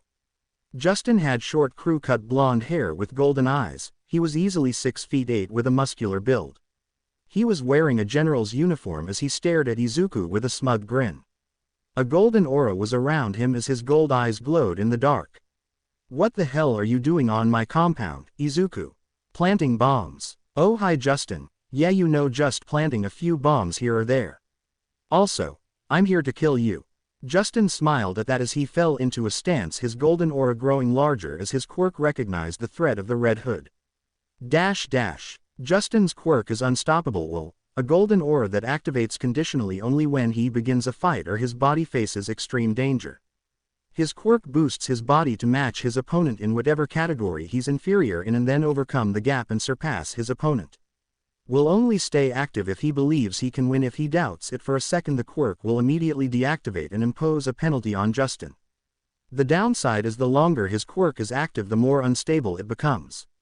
He has never known defeat nor has his quirk ever deactivated. Justin dropped down and charged at Izuku with enhanced speed that Izuku was barely able to dodge before catching a hook to the face, planting him into the ground with a thud. Justin stood over him with a smirk before kicking him in the stomach, taking Izuku off the ground where he was quickly planted back into with a hammer strike. Izuku hissed in pain as Justin stood over him. Come on Izuku, at least make me try to believe I can't beat you. I mean come on, my quirk hasn't even boosted me yet. Izuku responded by flipping himself over and firing 5 rounds at Justin, who just dodged them even at point-blank range before stomping Izuku's face back into the ground. Try harder little Izuku, I taught you better. Izuku's helmet broke apart from the force, revealing his face already bloody. Damn, they were right, you have gotten soft. What a pity. Go fuck yourself. I ain't done yet. Izuku snapped up, tackling him against the wall only because he was confused about the thought process. Izuku clicked on the screen on his forearm, causing the bomb on the wall to beep the same moment Izuku slammed Justin's back against it. A second later it exploded, consuming Justin and Izuku in the radius, followed by all the other explosions Izuku placed in the base. Izuku coughed as he startled awake, meaning he blacked out for a second. He was relatively alright with some burns across his face and his armor cracked in multiple places. He turned to the hole and found Justin underneath the rubble. He thought that did it until the aura flared again and Justin broke from under the rubble. His entire back was peeling and welched red and black with 4th-degree burns all over his back, exposing bones. The only reason why he could even stand, let alone still breathe, was due to his quirk. Master always said my arrogance would be the end of me. However, I'm not going to hell alone. My quirk had to adapt to explosion, so my strength is incredible. I just need to hit you once and you'll be pasted on the floor. Izuku smiled as his face began to heal. You have to hit me first. Ugly ass. Justin tried to step forward, but for a second he hesitated, and that hesitation caused his quirk to turn on him. His golden aura turned red and immediately both his legs crumbled on themselves, along with his arms crumbling down into nothing. Didn't think that would be enough to make you nervous, Richards. This is kind of anticlimactic. Justin wheezed as he lay there broken. You cheated. This is rat tactics, you coward. Justin's voice was hoarse and weak but still held his hatred in it as he glared up at Izuku. Of course I am. I knew I could never beat you if I fought you directly, had to do what I had to do. No hard feelings Justin, but I needed to do this something underhanded to beat you. It's almost impossible to fight you directly and as impossible to fight you without a quirk. I had several ideas to beat you, hell this wasn't even the plan, I just improvised, and even then I didn't think the explosion would be enough. I was just going to pump you full of fear gas, and whether that would have worked out I don't even know. You simply are too strong. Don't you try to patronize me. The demon and his daughter will kill you anyway, scolded Justin one final time. They can try, and I'll be waiting. Izuku pulled out his gun and aimed it down at Justin. Bang. Narrator Pav. Izuku was back in his home country of Japan, where the head of business was located. She wasn't that much of a fighter but was still an important part of the demon head's finances. Hannah Winters, the CEO and founder of the largest business in the world with a hand in every single industry that you could imagine. Underneath the cover was a shady business that had dealings with every gang in every country they had a branch in. Hannah was a calculating woman, usually very quiet but stoic rather than shy. She was European in origin with long platinum hair that she usually had tied in a business bun. Her quirk was platinum. Anything she touched could be turned into platinum, including herself, and she could deactivate whenever she wanted. However, That's her true quirk. The files in public have her listed as quirkless. Now it was her time, and once she was gone all that would be left is his ex and the demon. Izuku sighed as he put that thought away. He pushed himself off the wall and exited the alley he was in. The sun was long gone, with it being close to midnight in central Tokyo, but he knew his target was still in the building. He was in his brown leather jacket with the hood up as he knocked on the front glass that led to the lobby.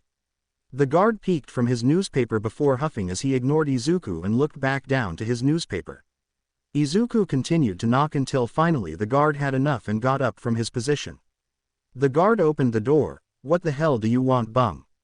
Izuku raised his gun and shot the guard in the face, causing the body to fall backwards with a thump. Izuku stepped over it as he entered the building and quickly made his way to the stairs.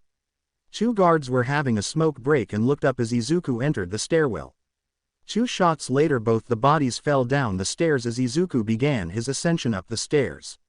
His target was the top floor. Around the 20th floor the alarms began to blare, signaling they found one of the bodies.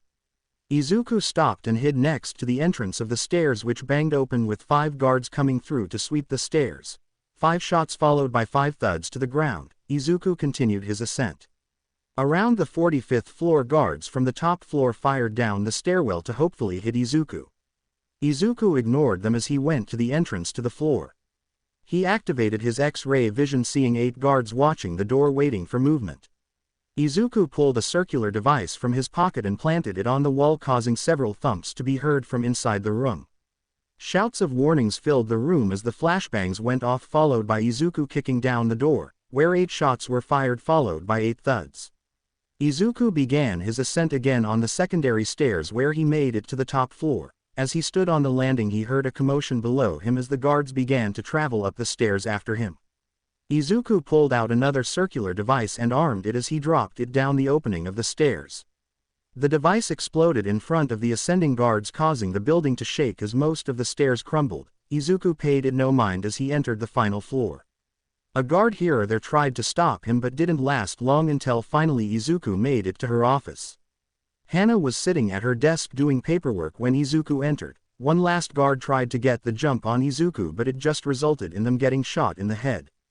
"Hello, Hana," said Izuku in a cold, tired voice as he stared at her from under his mask, which still held a crack from his fight with Justin.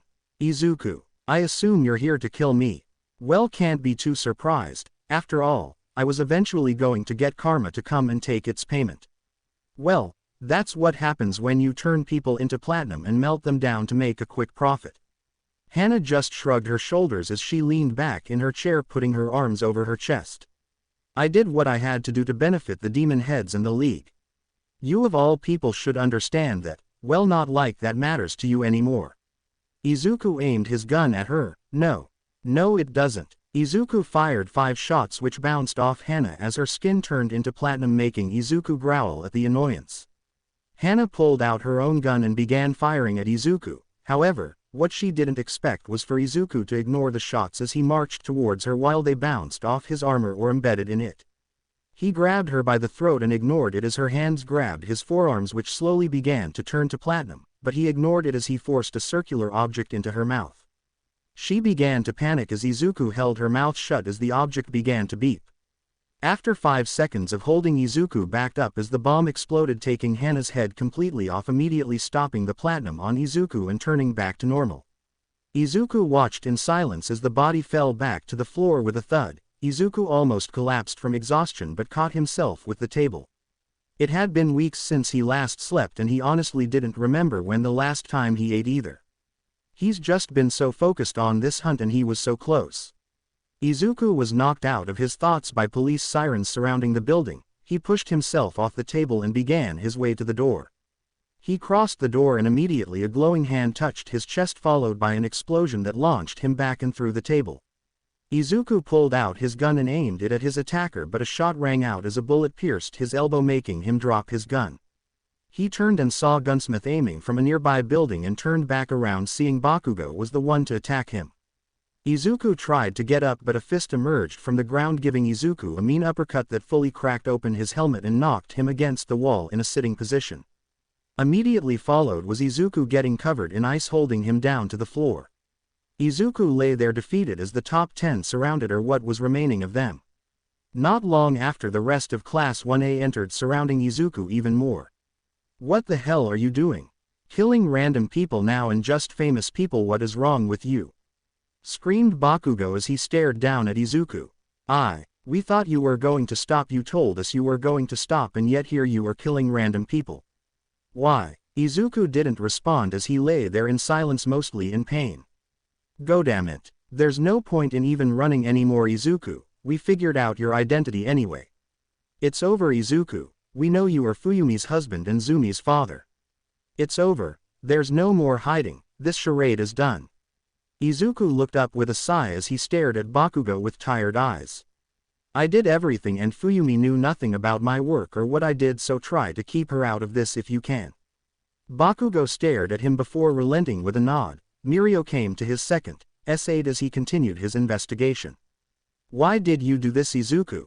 I could at least understand what you were doing in the beginning, but now it's just senseless killing. Why? Izuku sighed as he knew this was it. Even if he got out, he'd been still for too long. Fuyumi and Zumi were most likely dead by now. They were the demon heads. Every single one of them was one of the 7 demon heads. And now that you've stopped me, the last one most likely went into hiding and sent assassins to kill Fuyumi for my transgressions. Momo knelt and made eye contact with him. She's safe with a friend of mine and a very good security detail.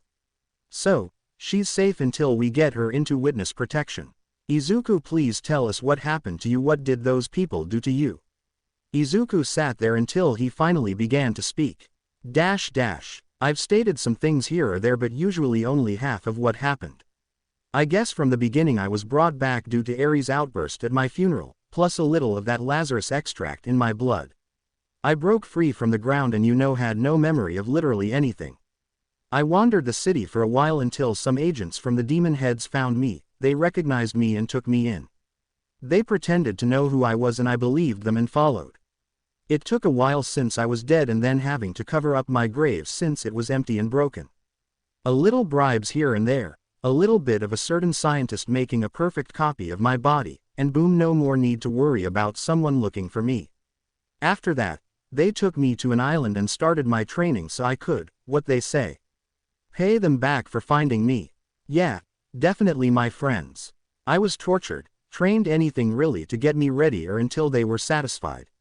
They were never satisfied, especially once they learned I didn't have OFA anymore. Well, now I wasn't so much of an asset anymore, now I was just an expendable piece. If I did, I probably would have been made a head or something worse. The pain went on for a while until I caught the eye of a certain head, the last one at the current moment. She concluded that since I had OFA, my DNA must be changed, so a child must have her powerful quirk and a variation of OFA. So, that's how Zumi was conceived, after a long training session and some neatly placed drugs. I was Red Hood for a while at this point, and well, that didn't help me in making a connection with Zumi. I was cold by this point. Any traces of that old Deku were long killed by them or forgotten, and I was cold to Zumi, not seeing much point in her existence. It was like that for a while, but I was her assigned caretaker if I wasn't on a mission. We spent a lot of time together, and even at such a young age she had an obsession with heroes. Eventually, that restored my broken memories and well, I left with her. They had given up on her and well, there's only 2 options for you if they find no use anymore. An experiment or killed, and I wasn't going to let that happen. Well, I guess I got lucky, or her mother truly did care for her daughter deep down. She just handed her over to me and well, basically told to fuck off wherever. Not long after that I began my plan to fix this world, and the last thing on the list is the demon heads. Izuku stared up at them with a sad expression. Someone that had lost hope, someone that knew the people they were fighting for were now good as dead. Momo recognized that look and went to comfort him again. Izuku, I told you they are safe. They are being protected by one of the best security teams in the world. Yai only allows the best to guard her. Izuku's heart dropped as he looked into Momo's eyes with pure fear. Yai Fang, that really popular superstar. We met a few years ago and we've been friends since then. She heard about our plight and offered to watch over them. Izuku's world began to crumble around him as an image of Yai appeared in his mind before it lapped over a savage grin on her face as her eyes glowed a sickly red. Izuku whispered a single word with pure malice. Yai. Izuku stared in horror at Momo as she kept her calm smile, not realizing what she had just told him. Izuku began to huff and puff as he began to get worked up. His skin started to constrict and his veins started to turn a sickly green that was even noticeable through his skin. His eyes also began to turn a toxic green as he violently thrashed in his ice prison. This shocked everyone since just a moment ago he was passive and had all but given up. In one final struggle and roar he broke free, shattering the ice, shocking the heroes. They prepared to restrain him again, but in an intense show of speed, he rushed towards a nearby wall and pulled his fist back. Once the punch connected with the wall, it shattered, exposing the room to the outside moonlight. And not even a second later he jumped out with zero hesitation. The flyers of the attack group responded fast, going after him. What they weren't expecting was for Izuku's shot arm to heal to normal in an instant while pulling out a grapple gun and began rocketing from building to building. What Izuku was experiencing was a Lazarus rush, an adrenaline rush fueled by the infused Lazarus serum in his blood. When Izuku experiences a near-death experience or intense feeling of flight or fight response, Izuku falls under a Lazarus rush. If these conditions are met, under a Lazarus rush Izuku experiences enhanced physical capabilities and enhanced regeneration, almost near unkillable. The consequence is that it will end after 10 minutes and he will face a severe backlash. The heroes didn't know that as they watched Izuku basically throw his body into harm's way. Izuku, however, wasn't thinking about any of them. Instead, Izuku's mind was solely on his family and whether or not he'd ever see them again or he'd find their corpses in their house. Both were a possibility if Yai was involved. He heard the others calling out to him, trying to get him to stop, but he ignored them as he continued to rush of desperation. Bakugo eventually landed in front of him, cutting the desperate man off. Izuku, you need to. Bakugo was interrupted as 3 bullets pierced his body in multiple spots and grazed him in others. As Izuku mag-dumped at him with a pulled-out gun, however, due to this distraction Mirio was able to tackle him to the ground but struggled to hold him down until the others also helped. And even then it took 9 of them to hold him down properly. Izuku, what the hell is wrong with you? Get yourself together, yelled Mirio as he tried to hold down the still struggling Izuku as he tried to break free. You killed them, yelled Izuku in a muffled voice as he continued to try to move to break free. Momo moved in, making some rebar to restrain him. What are you talking about, Izuku? They're safe, I already told you this. This pushed Izuku over the edge as his anger peaked, causing him to verbally lash out. You dumb bitch, you handed them right over to them. Yai is the last demon head. You killed them. This caused Momo to grow shocked and step back from the lash out. What? You must be mistaken, Izuku. There's no way Yai could be a demon head. Before she could continue to defend her friend, her phone began to ring, causing her to check and smile seeing the name. That's Yai right now. She'll tell me everything is fine and you'll settle down. Momo answered the phone. Yai. Is everything? Momo, please put Izuku on the phone. Momo's heart dropped hearing the cold voice of Yai and her commanding attitude. Momo put it on speaker. Hi, honey. Izuku's rage doubled. Yai. Where are they? Oh my sweet toxic green, you already know where they are. You have greatly angered the demons, so it's time you came home for your punishment. Do not fret, they are alive, for we need them to bring you here. Oh Momo, don't worry, we didn't take Shomi. She might have a broken arm, but besides that she's fine.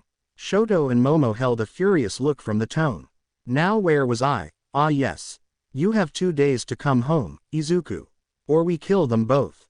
Till then. The phone call ended and all of the people on Izuku got up with shock, allowing him to break free and began pacing back and forth in anger. He began to walk towards the edge of the roof. Izuku. What? Screamed Izuku with rage as he turned to the Uraraka who tried to reach out to him. She shrank on herself seeing the toxic green eyes staring down at her. We can help. Izuku stared at her, his anger not simmering but his eyes turning back to normal before he just turned scoffing as he grappled away. Asterisk 1.5 hours later. Izuku could be seen in the cockpit of a plane as he desperately tried to reach a certain island he was trained on. The island that was his prison for so many years and Zumi's as well. He needed to get them back so they wouldn't be in that hell any longer. He entered the airspace of the island and immediately alarms went off, which he ignored as he went to the back of the plane, opened the side door and jumped out. Not even a second later a missile collided with the jet causing a massive explosion. However, Izuku ignored it and free-falled down towards the water before narrowing himself for his dive. Izuku emerged on the shore and shook his leg back in place before making his way deeper into the island. Elsewhere, Fuyumi inspected her cell with narrowed eyes, trying to figure out any weaknesses of the small cell while holding her very pregnant stomach protectively. The room was simple with a single bed, dresser, and a small lamp. The door was solid stone as was the rest of the cell, like it was carved into rock. On the bed was Zumi, who had a defeated look and hadn't spoken a word since that woman arrived. That woman, she should have known something was wrong the moment she arrived. As soon as she entered the house, Zumi immediately shut down and refused to make a single sound. Her face was full of fear, but Fuyumi chalked it up to her shyness, but now she knows she messed up. She remembers turning her back to the woman to check on Zumi and Shomi. After that everything went dark, then she was here. Zumi hadn't spoken a word since she woke up, nor had she even moved. She was completely shut down. Fuyumi was knocked out of her thoughts as the wall caved out, making a door appear which stepped in the woman along with 2 guards. The woman had a long pink fur coat with it open, showing a red corset underneath that complemented her figure and her long blondish hair flowing down like silk. The woman smiled a sly grin that wanted Fuyumi to curl up and die, while Fuyumi noticed Zumi refused to make eye contact with the woman and shivered in place as she stared at the floor. Good, you're awake. It'll be much easier to convince Izuku to not be too irrational. Why are you doing this? Yui hummed in confusion before understanding, causing her smile to widen. I forget it must be confusing to you right now, seeing a popular celebrity doing all this to you. Well, the demon is very angry with Izuku after all he's done, so it's time for him to come back and atone for his sins. However, to get him here I had to get what he holds dear and what has made him soft compared to before. And to be honest, he did downgrade from me, not to be mean or anything. Fuyumi cowered under her glare as she instinctively put her arms around her belly. Yui noticed and just smiled wider. Ah, don't worry, even if we kill Izuku nothing will happen to you. Who knows, maybe that brat you got inside will be useful compared to this mistake. Zumi crumbled on herself even more, still refusing to make any form of eye contact. However, after the brat's out, who knows what'll happen to you. Don't worry, I've had a few kids in my life, so I can handle once you go on vacation.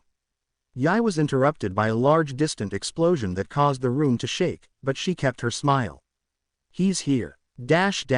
Izuku dodged a wild swing from a guard, putting the arm over his shoulder and slammed the guard down. Before he could finish the guard, another kicked him in the face, knocking him on his back, allowing another guard to raise a katana and try to stab down on Izuku's head. Izuku tilted his head, avoiding the stab, kicked the knee of the guard in front of him, making them fall, and pushed himself up, knocking the guard that tried to stab him to the floor. After 3 shots to the stunned guards, Izuku was alone again. He was in a foyer with several other corpses lying around, yet this was barely the entrance of the godforsaken compound. It was far too quiet around here. Izuku exited the foyer and began walking up a stone path with several blue sakura trees lining the path until he reached a courtyard. The courtyard was a square with several openings to the middle with blue sakura trees everywhere. However, Izuku didn't move a step forward as he looked forward to the courtyard, where Yui stood with a smile in her pink fur coat as the blue sakura petals flew by her as dawn illuminated her figure. Long time no see, Izuku, said Yui with a soft voice. Izuku responded with hatred in his. Where are they? Oh, don't worry, babe, they're in the dungeon untouched. Come on, not even a little hello to your lover.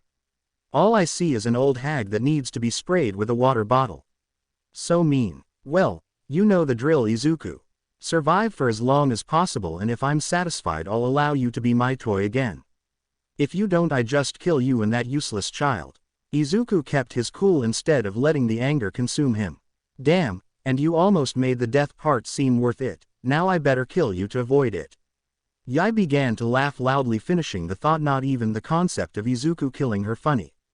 God, you always knew how to make me laugh, Izuku. Yui shimmied her coat off, revealing her tight corset. But Izuku didn't pay her sex appeal any mind as he looked behind her, as a tail emerged from behind her. The tail was bright red but wasn't a physical tail, instead it looked like it was aura-like fire that formed behind her. Izuku felt his knees tremble slightly as memories of her beating him down mercilessly came to his mind. Along with her aura alone made him want to curl up and die, but he steeled his resolve. Yui smiled at him, noticing his weakness, and just leaned forward and blew a kiss. Yui Fang. Quirk. Kitsune. Taken in by the demon heads as an war orphan, she quickly rose through the ranks due to her womanly charms and her very powerful quirk. Kitsune. A pretty self-explanatory quirk, but still complicated as well. Her quirk gives her the power of the mythological beast Kitsune, meaning she has the same powers as one. Elemental attacks, curses, healing, regeneration, immortality, illusions, and much more. Yet, just like a Kitsune, she was fairly weak when she was young. As just like a Kitsune, her power is based off time, or more like how long she's been alive. Kitsune's power are based off how many tails they have. There are 2 conditions to gain a tail. 1. 100 years pass, and 2. She mothers a child. Izuku knows Zumi wasn't her first child, but he has no clue how old she was either. A complete mystery. Izuku watched as an second tail formed behind her, giving her a menacing aura about her. He shoved his fear down and pulled out his dual wields and opened fire on her, but the bullets meant nothing as the Yui that was standing there disappeared into tiny flame particles when the bullets connected. Izuku didn't even get a chance to react. Yui appeared next to him and swatted him with ease, launching him back until his back thudded against one of the sakura trees. He looked up after coughing, seeing 7 tails flowing behind her as she smiled. "Come on, Izuku, satisfy me." Izuku growled as he aimed his guns again, but Yui speedblitzed towards him, grabbing the guns by the barrels and staring down at him with a smile as she shattered both of them. Izuku's face held shock but turned to pain as Yui kicked him, making him bounce on the ground like a pebble across a river before thudding against the wall of the courtyard. He coughed in pain as Yui's smile widened as she began to transform. Izuku tried to force himself up, but even from those love taps from her he felt like his body was already at its limit. He had a contingency for every person he had ever met in both of his lives, but yet she was different. No matter what he tried against her, it never worked. Nothing he did ever worked against her. All things that should be her weaknesses never worked on her, yet that should be expected. He never stood a chance in the first place. Back then he couldn't even beat her at 3 tails. Now, Izuku looked up from his back and saw Yui in her kitsune form, a giant fox with yellow-reddish fur with piercing red eyes, and 52 tails flowing behind her. Izuku tried to push himself up, but Yui put her front paw on his chest with authority, causing the ground underneath him to crack open, and felt several things break as blood began to drip from the edges of his mouth. Even in her fox form he could see her stupid smile still. "Oh my, Izuku, you really have gotten soft. The old you would have at least lasted 5 more seconds. Well, you know the demon's rule, no place for the weak. I'm going to enjoy this very much, and it'll be all the better once I get rid of that brat and then your little mate as well. However, her pup might be useful." Yui opened her mouth, causing red energy to start to build up in the back of her throat. Izuku tried to struggle under her paw, but it was for naught as he barely was able to get a single arm out. He did know a weakness of Kitsune though, it's just he never got close enough to Yui to try it. Now he was the closest he's ever been.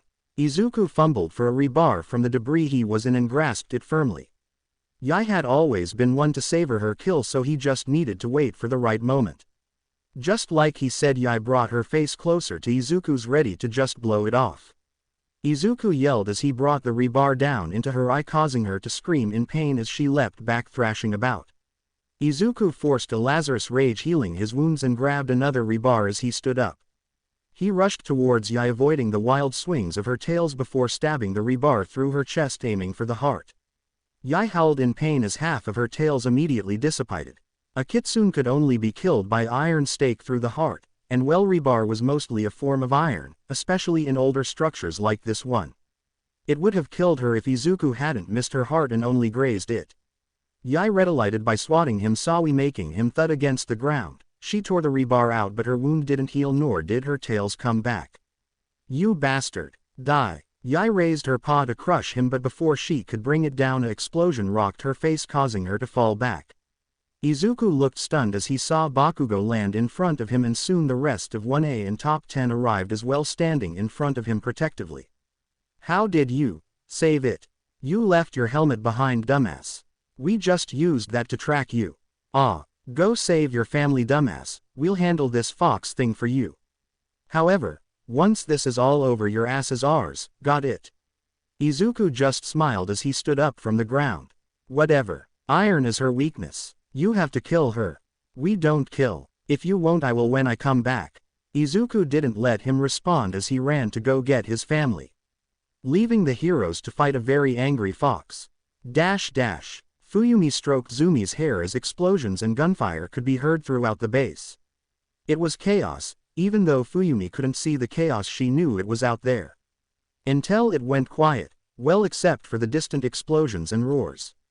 The gunfire had ceased and not even a second later a hand busted through the stone wall followed by another until it was literally ripped from the wall. Fuyumi covered her and Zumi's mouth from the dust until it finally settled. Izuku rushed in and almost collapsed in joy when he saw Fuyumi and Zumi, and wrapped them into a hug. Thank God, you two are okay. Come on, we have to go now, before he arrives. Zumi immediately stiffened at that and got up right away while Izuku picked up Fuyumi bridal style, not allowing her to even question who they were talking about. Izuku passed over carnage of his attempt to find them. Dead bodies, shell cartridges, blood, bullet holes, all lined the halls as they ran to the exit.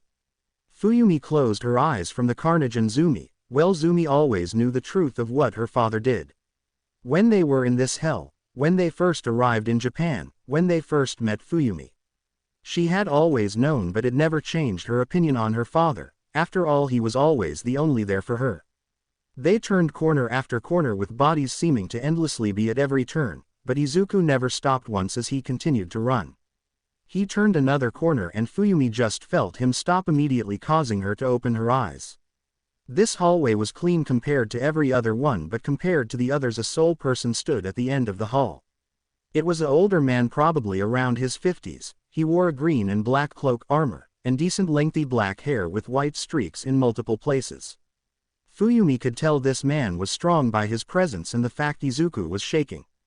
Hello Izuku. Ross. Narrator Pav. Izuku put Fuyumi down and pushed her behind him as Ross stood at the end of the hall with a neutral look. Fuyumi brought Zumi close to her as she hid behind Izuku, who looked afraid of the demon. Hello Izuku. It's been a long time. Izuku struggled to answer fully as fear was in his body until he heard Zumi's whimper and Fuyumi trying to calm her down. That brought him back to reality as he clenched his fist to focus. It has been, Roz. Can't say I'm too happy to see you though, Izuku. You have caused this old man much grief, and I think it's time this old man punishes the disobedient child. Roz pulled his sword out as he stared down Izuku. Izuku turned to Fuyumi as he pulled out a knife from his back. Leave them out of this. I don't kill children or someone defenseless. You don't do it yourself, you mean.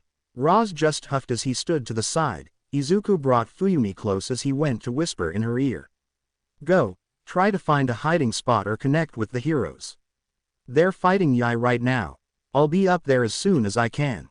Fuyumi didn't fight and nodded as she and Zumi walked by Roz before disappearing around the corner, leaving the two undead alone. Prepare yourself. Izuku fell into a stance, his knife in an underhanded grip, feet forward ready as Roz crouched, and he brought his sword behind his head in a horizontal line. Roz charged first, reaching Izuku in a blink, swinging down for his neck. Izuku leaned back and at the same moment used his knife to push it up, barely dodging it as it took a chunk of his hair. Roz tilted his sword up and swung it back up, trying to catch Izuku in his side, but Izuku stepped into the swing and tried to plunge his knife into Roz's collarbone. Roz met the knife, catching it with his hand with it piercing through. Roz closed his fist around the handle and headbutted Izuku, making him back up, losing the knife as Roz tried to plunge his sword through the stunned Izuku. Roz tore the knife out of his hand and tossed it behind him as his wound healed. Izuku tore an old sword from a decoration and prepared for the second clash. Roz looked unimpressed by both the weapon and its wielder. Izuku charged in, this time swinging for Roz's neck, but the older fighter just backpedaled with his sword to the side as he dodged the swing. Izuku continued on the offensive, swinging for Roz, but each time the demon just dodged with minimal effort, showing he didn't think Izuku was a threat to his life. Izuku went for another swing, but this time Roz met him halfway, causing their swords to clash, causing sparks to fly as they grinded against each other. Izuku tried to push Ra's back but the elder did not budge and instead looked unimpressed by the effort.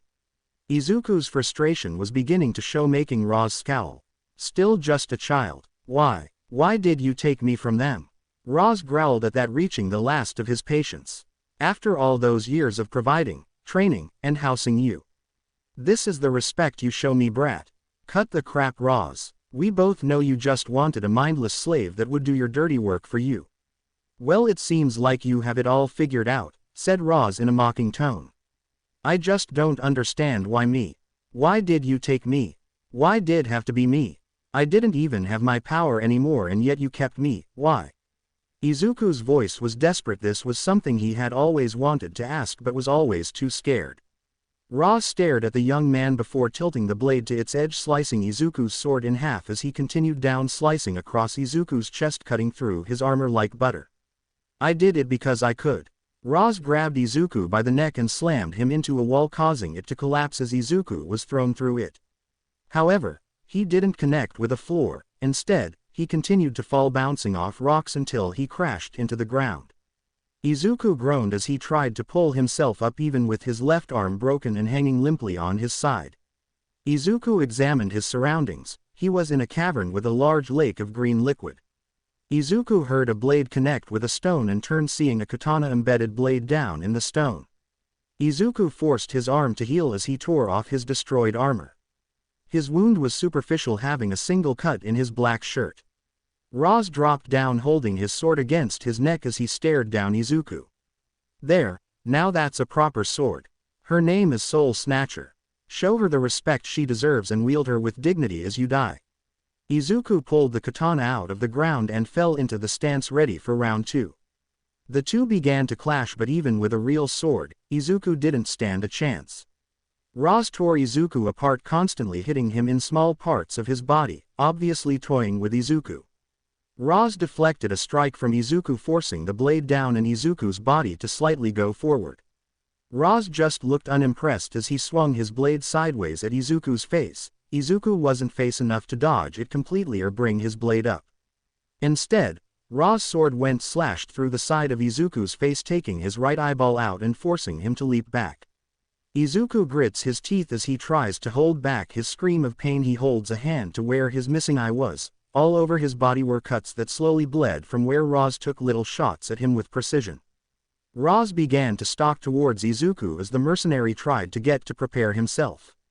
Izuku raised his sword to swing down at the approaching demon, but Ra's just blitzed Izuku, grabbing his wrist with the sword, preventing him from swinging down, and stabbed his sword through Izuku's stomach to the hilt.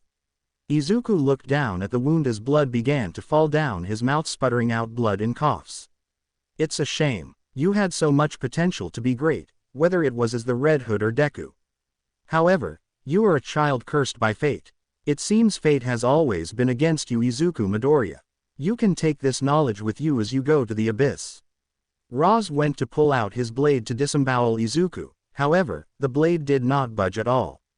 Ra looked down and saw that Izuku healed his wound, making the blade get stuck in his body. Before Ra could react, Izuku plunged Soul Snatcher through his collarbone, preventing him from moving.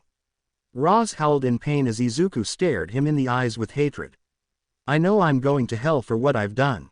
I've accepted that because that's my fate, but I refuse to die as long as scum like you still live in this world. The world where my children live. Don't get this wrong. This isn't a selfless act. This is selfish because I'm not going to hell alone. Izuku's tone was like someone who had just won a great game. Ra was confused by it until he felt something hard and round against his chest. He looked down and saw a grenade in Izuku's hand that was held against Ra's chest in his left hand. The grenade went off, consuming both of the killers. Izuku awoke to pain. He knew he was still in the cave, evident by the ceiling was stony, or he assumed it was. It was kind of hard to see. He couldn't see anything on his right side at all. It was just black, and his remaining side, well, it was blurry. He couldn't hear much besides the constant ringing. His entire body felt like it was on fire as well, but he still needed to make sure. Izuku tilted his head looking for the demon and found the corpse about 20 feet in the opposite direction. Ra was on his back with a gaping hole in his chest, making Izuku take a rough exhale before collapsing down himself. Izuku's condition was rough as the view changed to looking down on the hood. His entire left arm was down to a stub to his elbow and burns all over the front of his body that went to his face as well. His right arm was a mess with it at a weird angle.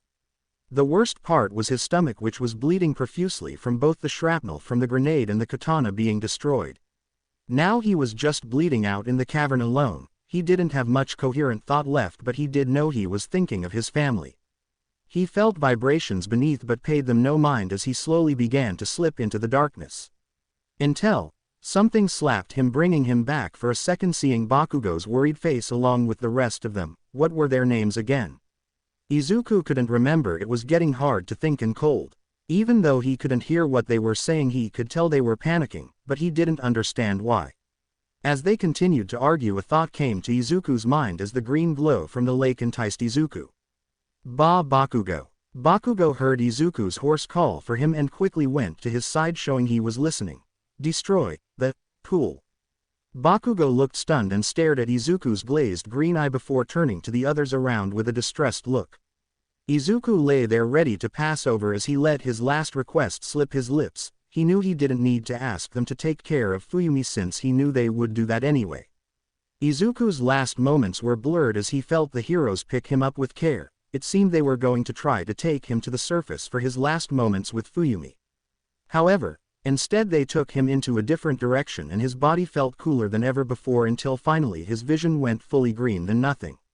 Narrator Pav. 10 years later, a young woman with short green hair could be seen lifting weights in a personal gym, casually doing a bench press in casual gym clothes. Her body was toned and slightly muscular, showing the dedication she put into her body over the years. It was early morning, far before dawn came, showing that night still held the morning. The girl put her bar back up on the rack as she stared at the ceiling from the bench with an unreadable expression before finally getting up. The girl exited the private gym into a private garden with many scaura trees in the area along with a few ponds. She shivered from the morning chill before walking along the stone path towards the main hall where her family was most likely still sleeping. She walked into her home, took off her shoes and walked past a little table full of pictures of her family. She picked up one of the pictures of when she was a child.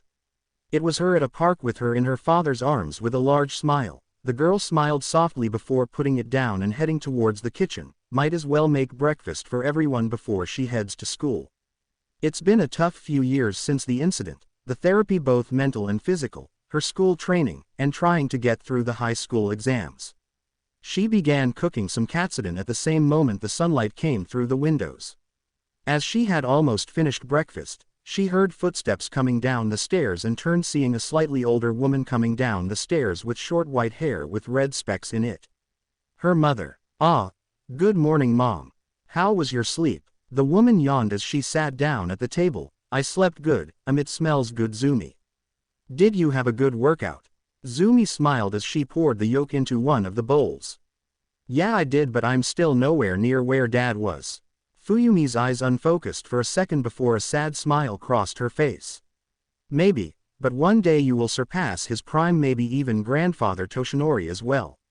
Zumi smiled softly at that and raised her hand, inspecting it as white lightning bounced in her palm. Yeah, I hope so. The two women were interrupted by more footsteps, with both turning to the stairs. At the foot of the stairs were two children, both with light green and messy hair. A young boy, probably around 10 years of age, stood above the other with dark green eyes and a set of freckles. Next to him was his little sister, who looked about 3 or 4, with the same light green hair but with specks of white and red in the mess of hair, her eyes deep gray compared to her brother, making her look like a decorated Christmas tree, which her brother constantly teased her with the nickname Christmas. Toto, Inko, come sit, I just finished up, said Zumi in her big sister voice, which the two quickly complied, sitting next to their mother. The same moment Zumi began to put the bowls down, putting the final one on an empty seat. Zumi looked to her mother, who just nodded her head, which Zumi caught the meaning of as she put the bowl down and sat down. Inko and Toto both looked skeptical of the katsudon since their sister made it but chewed it down anyway. The four talked amongst each other for a few minutes until another set of footsteps came down the stairs. They all turned to the stairs, seeing the father finally making his way down. Zumi still felt sad to this day every time she saw the state her father was in. even if this was his best condition since that day. Izuku's hair was still the messy green, but almost half of it was white now in random spots of the green forest on his head. His face was scarred in multiple places from the explosion, but mostly white, showing they faded except for a single burn mark under his right cheek. Above the mark, Izuku had an eye patch for where his right eye used to be. His left arm was still gone from up to his elbow, covered by his sleeve being tied up to the missing portion.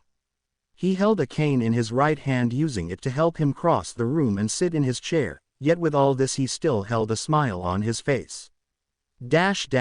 It took a year for Izuku to awake from his coma after the incident, but he wasn't himself after. The Lazarus pit did get to him, causing insanity in Izuku, where it took Izuku another 2 years to regain himself. During this time he was in Helium, a mental hospital for criminals. Luckily, due to Izuku turning Japan on its head for corruption, he was able to get the help he needed due to the reform. However, due to Izuku returning from the living dead, it was time for him to face the consequences for what he did, so they gave Izuku a plea deal. He gives up everything on his criminal history, names, places, events, everything, and will be monitored until the day he dies in a secure estate. Or live the rest of his days in Tartarus. It was obvious which deal Izuku took.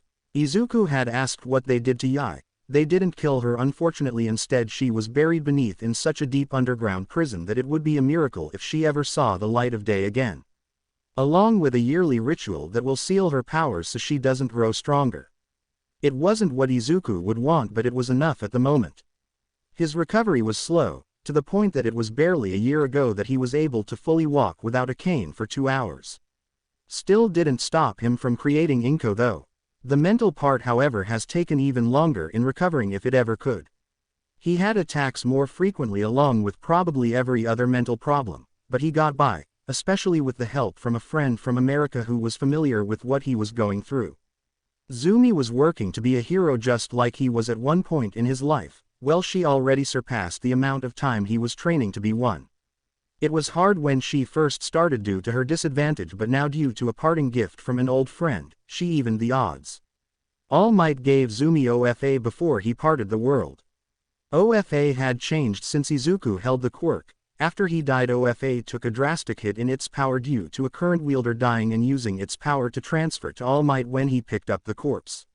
So, Zumi was around All Might's strength when he first received OFA. Izuku left his thoughts as he looked at his family in front of him, all laughing and talking with each other. And for the first time in Izuku's new life, he felt content and no longer scared of the future.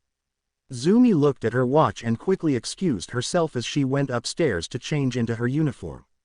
Izuku turned to his wife with a smile as she gave him a worried look. "I'm fine, it's just liberating seeing all this." She smiled at that as she rubbed the head of Toto, who tried to back away from the touch. "Couldn't agree more." Zumi quickly jumped down the stairs, showing her UA uniform, and a suitcase holding her costume. "Well, I'm off, don't want to keep Shomi waiting." "Yeah, I bet you don't," muttered Toto under his breath as he took another bite of his breakfast. A hand rested on his head, making him freeze and feel the pressure of death over him. "What was that? I don't think I heard you correctly." Toto looked to his family for help, but his little sister looked in the opposite direction and Fuyumi looked down to her plate with a whistle. Izuku sighed as he decided to take the fall for his son. "I think what he's trying to say is that we'll support you no matter which side of the fence you pick." Zumi went red from the jab and caused all the others to snicker a little, but were quieted by her glare. I don't know what you're talking about." "Aha, anyways, wouldn't want to keep Shomi waiting. Get going or you'll get her mad again." Zumi grumbled something under her breath as she began to walk out. "This isn't over." Izuku just smiled warmly as Zumi walked out the front door, slamming it behind her. Izuku just laughed as he watched his two youngest begin to argue with each other about who would confess first. This truly was a great finale for his story. He never got to live his dream of being a hero, but now he can pass that dream on to someone much more important. He can watch his daughter become something he was once and lost due to his actions. Watch her become a true hero. The end. I hope you guys enjoyed this video and make sure to like and subscribe to the channel. Now we will see you in the next video.